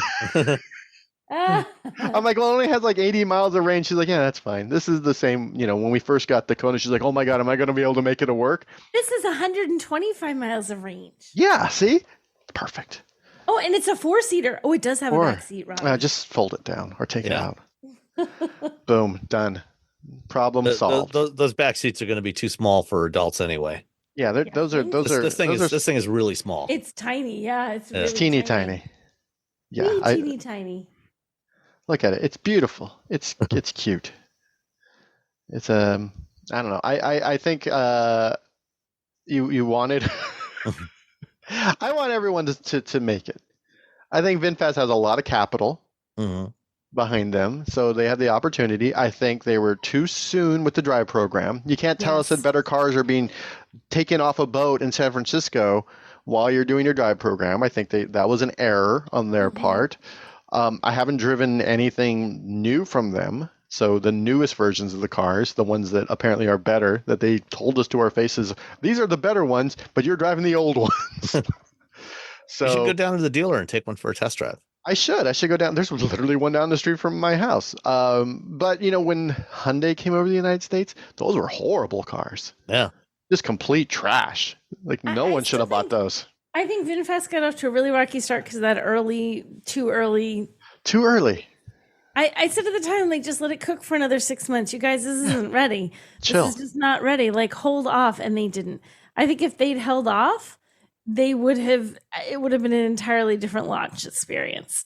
I think if they have held off until the spring and like just did a lot more testing, maybe did a long, I think they probably would have, it wouldn't be the situation that they're in now where people are like, boo. Yeah, I agree. I agree. Now, I still think they can. I mean, I think they can make it. Well, I mean, but also they just like got rid of their CEO because the chairman is now the CEO. But I've heard like rumblings. The old CEO is now the chairman, I think. But then the old CEO is like she's the I don't know. That right there, that's your issue. Just put someone in charge. Let them do their job. Don't micromanage them. You have a whole other VIN like conglomerate super thing to take care of. I think there was like, we got to move quickly. I think they wanted to move quicker than they should have. And I think someone needs to come in and say, slow it down. They're on CEO number 4. You need CEO number 5 to come in and say, I will take this job, but you got to leave me alone and let me do my job. Yeah. But that's not going to happen. Whoever that is, he or she, good luck with that. Okay. But the VF3 people, go look at it. Just go look at it. It's delightful. 125 miles around town, goofy little car. All right, nice stuff. Sounds like you guys are both fools. I don't know. We'll see. I remain. I mean, based on dubious. What I heard from Nicole and others who went to Vietnam and had the tour there, I remain somewhat dubious of their prospects, but we'll see. They did a good job making fake BMWs. Yeah. They just, they licensed the whole platform and made some BMWs that people liked. So EVs are harder than you think. Software is not easy. Definitely. Settle down. Yeah. Settle down. It's not GM definitely knows that. A GM though, like Volkswagen, Volvo. Volkswagen learned that. Like, everyone's figured it out. I mean, and Volkswagen, that was another thing that I saw at CES. Volkswagen, a couple of years ago, they announced, we're going to have Cariad do all our ADAS and automated driving software going forward, and we're going to use Qualcomm Snapdragon Ride platform. And now at CES, I was talking to somebody else who does not work for Volkswagen, but who is familiar with what's going on. And Mobileye, during Amnon Shashua's annual presentation, he was going over some of the design wins that they have for supervision and their chauffeur system. And, he listed major Western OEM without saying who it was. And from a conversation I had with somebody else, it's Volkswagen. Volkswagen has basically given up on Cariad trying to do their ADAS and automated driving stuff, and they just give it all to Mobileye. Just let them do it. Yeah. Those guys Major know what Western they're doing. OEM. That's why. So that's what I want on my bio. So the VW ID Buzz robo taxis that they're developing, those used to be running with Luminar Iris LiDAR sensors. After they switched from Argo to Mobileye, they were using the Luminar sensors. Now they've switched the LiDAR sensors to the Innoviz 2 from Innoviz, an Israeli startup. And Innoviz is also supplying the LiDAR sensors for a whole bunch of Volkswagen Group vehicles over the next several years. And so I'm pretty sure it's Volkswagen is the company that Dr. Shashua was referencing without actually saying it. Major Western OEM. Yeah. Major Western OEM. Yes. All right. Let's call it a show. I will drop in my conversation with Henrik Fisker here, and we will talk to you all next week. Bye. Bye. All right. So, Henrik, we last talked in Munich. Oh yeah, I ran into you for chat for a few minutes, but it's been a while since we had a good lengthy talk about the company and what's going on. Yeah. So, you didn't hit your production targets or delivery targets for 2023. You did unveil a bunch of new products that are coming up. So let's start with kind of an overview of the state of Fisker scene. So, I mean, I think, I don't know of any car company that hit their production numbers last year coming out of COVID. Yeah. But I think that for us, it obviously our first car, it's difficult for any startup when it's your first year and you're all excited. And then you get a call and, one of your suppliers gone bankrupt. Mm-hmm. And then you have to negotiate with the German government and get your tools out and move them somewhere else. The production is stopped. So I think we had several of these type of supply issues which hampered us. And then we got to November and we finally said, okay, we're going to do 10,000 this year, which we then hit. It was obviously far below. So we ended with 10,000. We ended with delivering 4,900 vehicles, which is still, quite a lot of revenue if you just consider every vehicle is just over 70,000. Mm-hmm. So it's a lot for us at least, and for a startup, a lot of cash coming in. So that I think was really good. When I started thinking about end of November, was I wonder, seemed like all the startups ran in the same direction when it came to direct sales. So I went and saw a friend of mine, Bo Buckman, which owns a lot of dealerships. And I sat down with him and we talked about it. And we said, is there maybe a way to do best of both worlds? Like, how can we do something new? So we came up with this concept, I call it a dealer partnership model. I mean, it's still a dealer franchise. So I decided to pivot and change into doing a dealer franchise model with some new conditions, like no haggle pricing, larger dealer territories so they can do higher volumes and therefore hold the prices. And a whole bunch of other stuff. They'll also get, part of the OTA and stuff like that.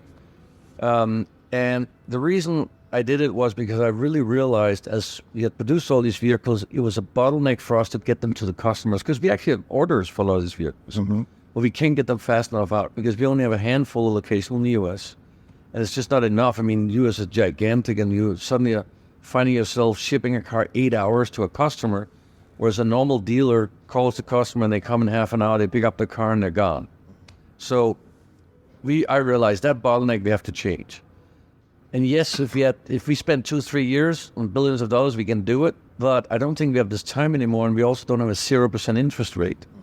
So times are different. And finally, what we saw on our heat map of our customers is that whereas way back 3 years ago, all our customers came from 3 states. Now we have customers all over the U.S. and we can't serve them. So the fastest way we can do that is by appointing dealers all over the U.S. So we decided to go for the dealer model, and that's really, for me, the important thing this year.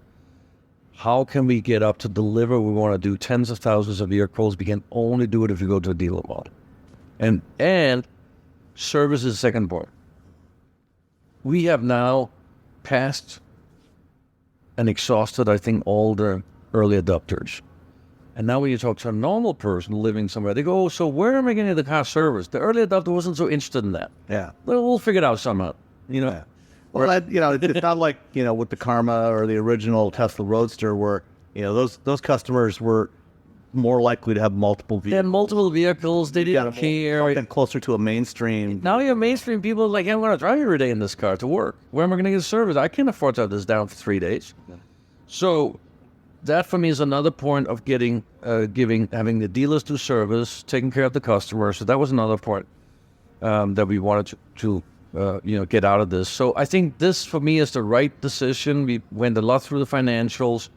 It cost us money to sell cars too. So it's not like, of course we pay the dealer margin, but that is also what it cost us to make. So there's not a huge difference there. Yeah. So, and we're going to do the same in Europe. In Europe, we're going to do a hybrid only because we already set up a lot of dealer points. We'll just keep those, but we'll not, expand them. We don't have that many. And then we'll just start appointing dealers. And we actually are already in talk to dealers. As soon as we had this news up, we got a ton of deals ringing us up. And I expect we will start appointing the first dealers next month. And some dealers have existing showrooms that they would like to fill up. So we don't require them to build a new showroom. You want a low interest fee, if you want, low cost of entry. So they can use existing dealer rooms. Of course, they have to change the signs, do a little paint. Sure. And then they're up and going. And we'll do the education. We have all the staff, training staff for techs and sales, because we have all these people already. So it's going to be pretty fast, moving pretty fast. How many dealers do you expect to have? So this year, I want to sign up in the U.S. 50 dealers before mid-year. In fact, even faster if I can. It'll be more dealers than that, but that's the first goal, to sign up 50 dealers fairly quickly. Sort of across the U.S., I would say maybe it's about in 35, 40 states. And do you also plan to add any more company-owned stores, or just keep what you've got right now? No, we're gonna, in the U.S., we're gonna close the company-owned stores. Oh, so we only have like dealers only. We only have like 3 or 4. Okay. So we're gonna close those, but we're gonna keep our lounges, which is our brand centers, where you can go and see the car, which we have in LA in the Grove, we have in New York in the meat packing districts. We'd be even going to add a few more. That's just to support the dealers. Okay. And if we get a lead in that lounge, whatever the zip code of that person is, gets sent. So if you go in here, the zip code will be sent home to you wherever you are, if that's where you are from. Yeah. Okay. Yeah. I mean, clearly, you come to learn, that there's upsides and downsides to going direct, and I also think the time you're at. Yeah. 10 years ago when Tesla did, or whenever it was, 15 years ago now, it was a different time. You were only dealing with enthusiasts and early adopters, and you had a 0% interest rate. Mm-hmm. And a lot of capital expense to setting up your own network. And they took 5 or some years to do it. Mm-hmm. And so we don't have 5 years. Yeah. So there's all these things coming together. Now, when we originally thought about it, we didn't know that we were going to have this interest rate. We didn't know it's going to take so long to close the real estate deals. So you also have, as a startup, one of the good things is you can adapt quick. Mm-hmm. So I don't need to talk about this for a year to make a decision. We talked about it for a month or so, and then we just say, you know what? This is what we need to do to accelerate faster, because we have the demand. We just got to be able to fulfill it. Yeah. So yeah, if you can build the vehicles, you want to get them to customers. Yeah, we don't have any problem building vehicles. Okay. And how is the relationship with Magna going on the production side? Well, I mean, I think that we have gone through the difficulties of all the issues of suppliers, and Magna also had a few issues where they were shipping some cars that wasn't done, etc. I think there's, in any startup phase, I mean, we have some software bugs we had to fix, and some of it was with suppliers. It's not just startups having software. Yeah, everybody has. Yeah. But the thing is, how fast can you fix them? And we can fix them within a little less a week. And we do software upgrades every month, OTA. So we fix them really quickly. And that's because we have a huge, very smart software team internally. We do all our own over-the-air updates, all done from San Francisco. We have fully connected cars. So that's very important to do all that stuff and understand your own car. Mm-hmm. You don't have to go out and ask a supplier and then wait for a reply, because there's many OEMs have to do that. So, but yeah, no, with Magna, I mean, look, they can build the cars. I think now we're getting high quality cars. Yes, like any start of a new vehicle production, you have issues you have to solve them together.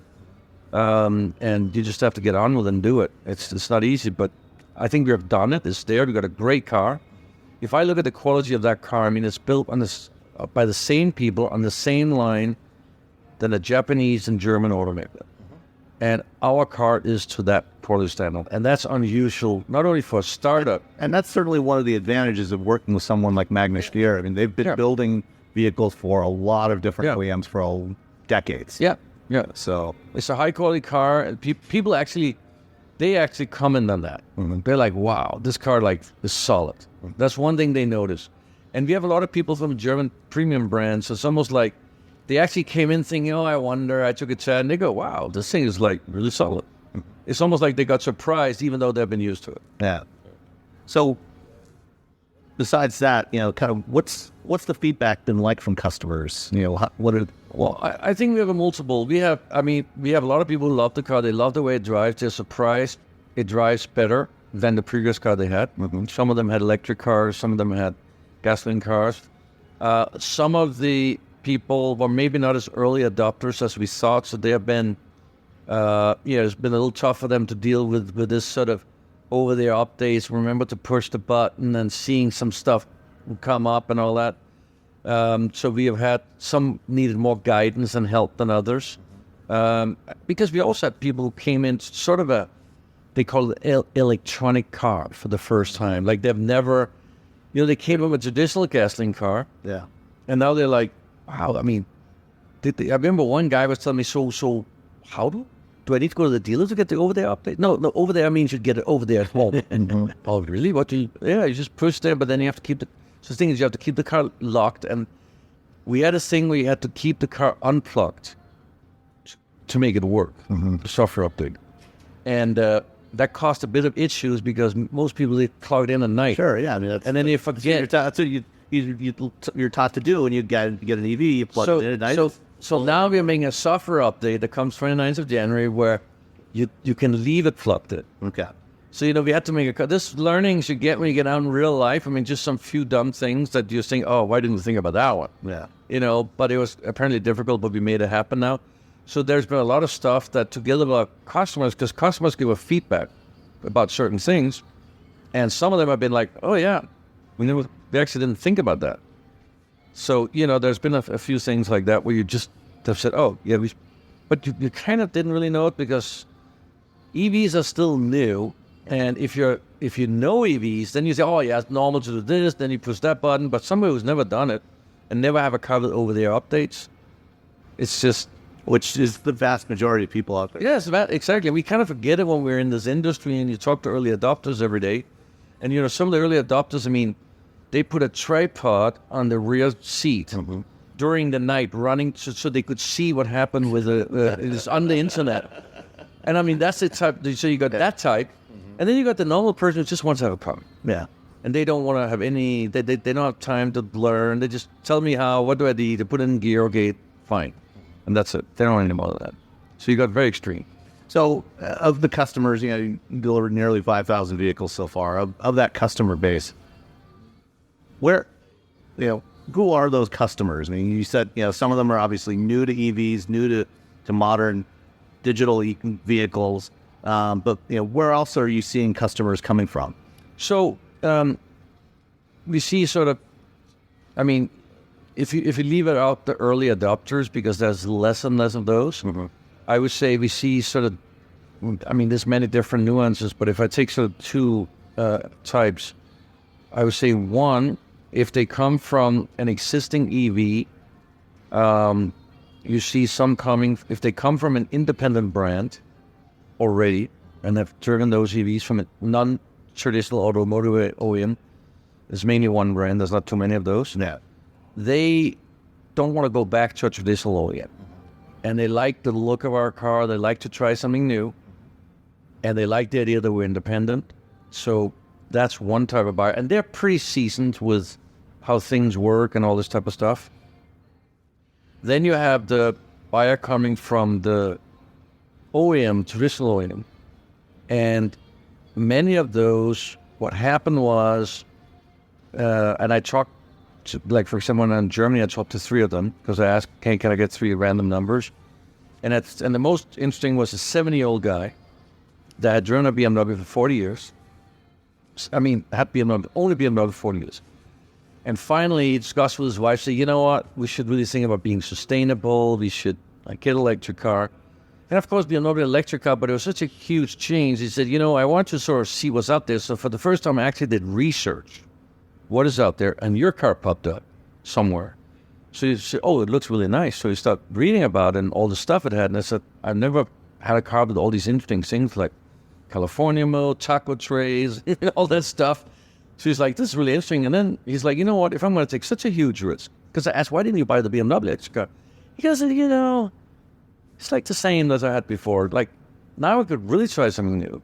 And he said the final aspect was, we kind of decided to do this for sustainability, and you are 100% sustainable, whereas my current brand is not. So we felt we're going to do this big shift.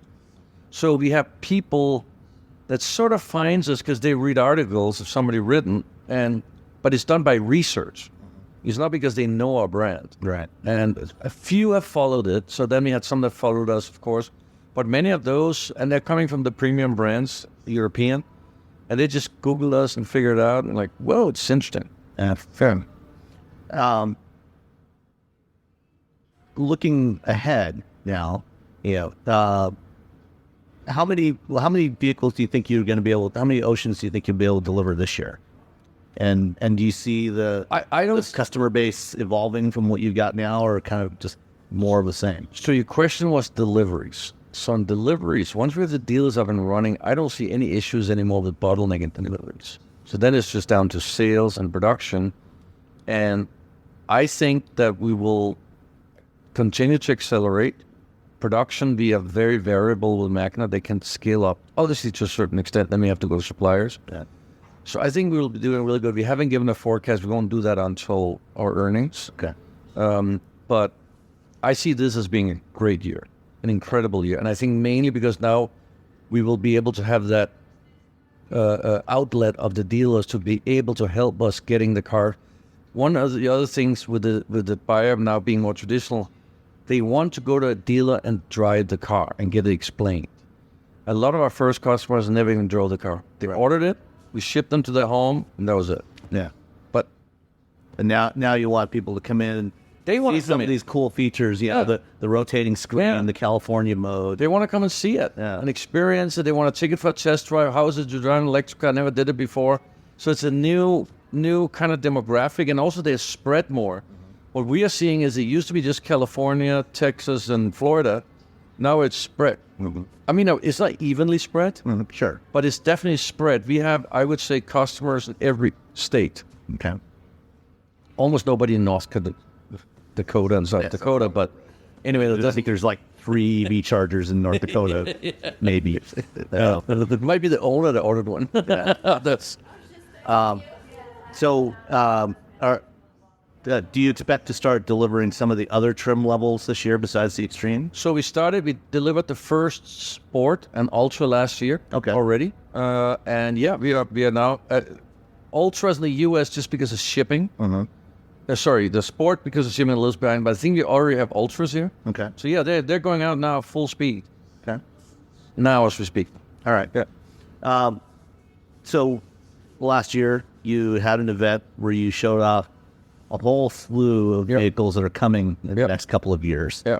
And how's the development process going on those? I mean, let's start with the pickup, with the Alaska. So the pickup, we have actually decided that should be the first one to come out with because we think this is a really hot market. Especially because I've seen now that all the electric pickup trucks that came out or are coming out are full size. And ours are mid-size. It's like a Ford Ranger size. It's not as small as the Santa Cruz. It's like a Ford Ranger. Yeah. And I think it'll have sit in such a unique market segment because it's going to be priced between sort of $45,000 to $58,000. So I think the price segment, the size is unique. So we want to bring that out first. And that would be, we're looking at end of 2025, like we said. Okay. We have now decided the Pear Pro will be slightly after. So similar time frame. The Alaska, let me stick with Alaska. The Alaska is based on the Ocean platform. So it's a product we can bring fairly quickly into production without, we're not inventing everything in there. Right, a lot of the core architecture. It's already there. We're going to use the same battery pack for the beginning. We'll switch to the US later. And then we'll use same powertrain, the same old stuff in it. Electronics and all that. So that vehicle it's pretty much done in terms of development. The next step is going to suppliers. The Pear is also pretty much done. It's also next step suppliers. What's unique about the Pear is that vehicle needs slightly more testing because it's brand new. It's a very unique steel structure where we have taken 35% out in terms of parts, which make it much.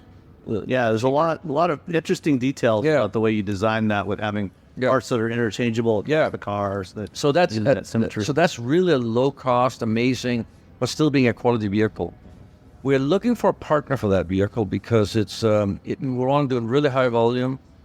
And we want to do it both in Europe, U.S., and maybe eventually even India and China. So it's a big project, so we have a lot of discussions going on. The one point I know there was a partnership with Foxconn, I think. It's lying there, but we are talking with a lot of different groups right now. We haven't announced anything new on Foxconn. Okay. With the Alaska, obviously since it's a pickup, that means it would be subject to the chicken tax. So No, we will make it here in the U.S. okay, that was what I was going to ask you, if you're going to build it here. Is Magna going to build that here, or are you? Well, Magna doesn't have a plant here. Right. So nobody can build a plant that quick. So we will be looking at an existing plant. Okay. And we haven't announced, it's too early to announce anything about it, but it will be built into this. Okay. All right. That would make sense. And then you potentially have access to the IRA tax credits with that as well. Correct. And that price point, I mean, you mentioned the size, the Rivian R1T is closer. It's a little bigger than the Ranger, but it's closer to that size. It's closer to I think it's close to full size. It's actually closer to the Ranger than it is to the F-150. Is it? But, yeah. I think it looks huge. Yeah. When I look at the length, though, it's somewhere in between, isn't it? It's about 6 inches longer than a Ranger. It's actually almost exactly the same dimensions as a Jeep Gladiator. Okay. But yeah, Interesting. yeah, it's right. It's right on the Gladiator size wise. Right. Well, but yeah, that price point you're talking about is significantly below where Rivian is. Yeah. And so that would give you a significant advantage in terms of the market. I think a lot more people could afford $45,000 to $55,000 than $75,000 to $90,000. Yeah. So that's and that's why we think this segment is interesting, because I think we'll have a pretty broad audience, and also the fact we don't have any competition in that price segment. right. The others is there's starting to get a lot of competition up there for sort of a $70,000 to $100,000 pickup truck, and so we didn't want to go in that segment, and I think we have sort of put ourselves in making premium cars, but trying to avoid to get jammed into this $80,000 to $100,000 segment. Yeah, try to provide good value proposition. Good value, yeah, exactly. Give customers a lot for their money. Yeah, exactly. Yeah. Okay, great. So, obviously, as a startup, this is a challenging economic environment to be in. You talked earlier about the interest rates and everything. How are things?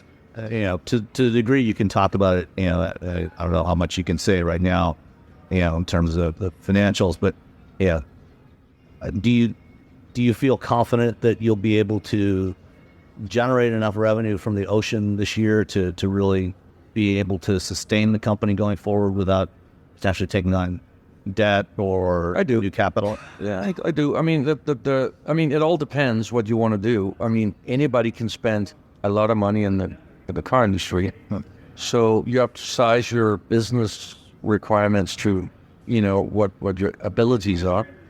But I think that we are very well positioned because of our relationship with Magna, where we don't own a factory. So we don't have that burden on us with 5,000 employees or whatever you would have there.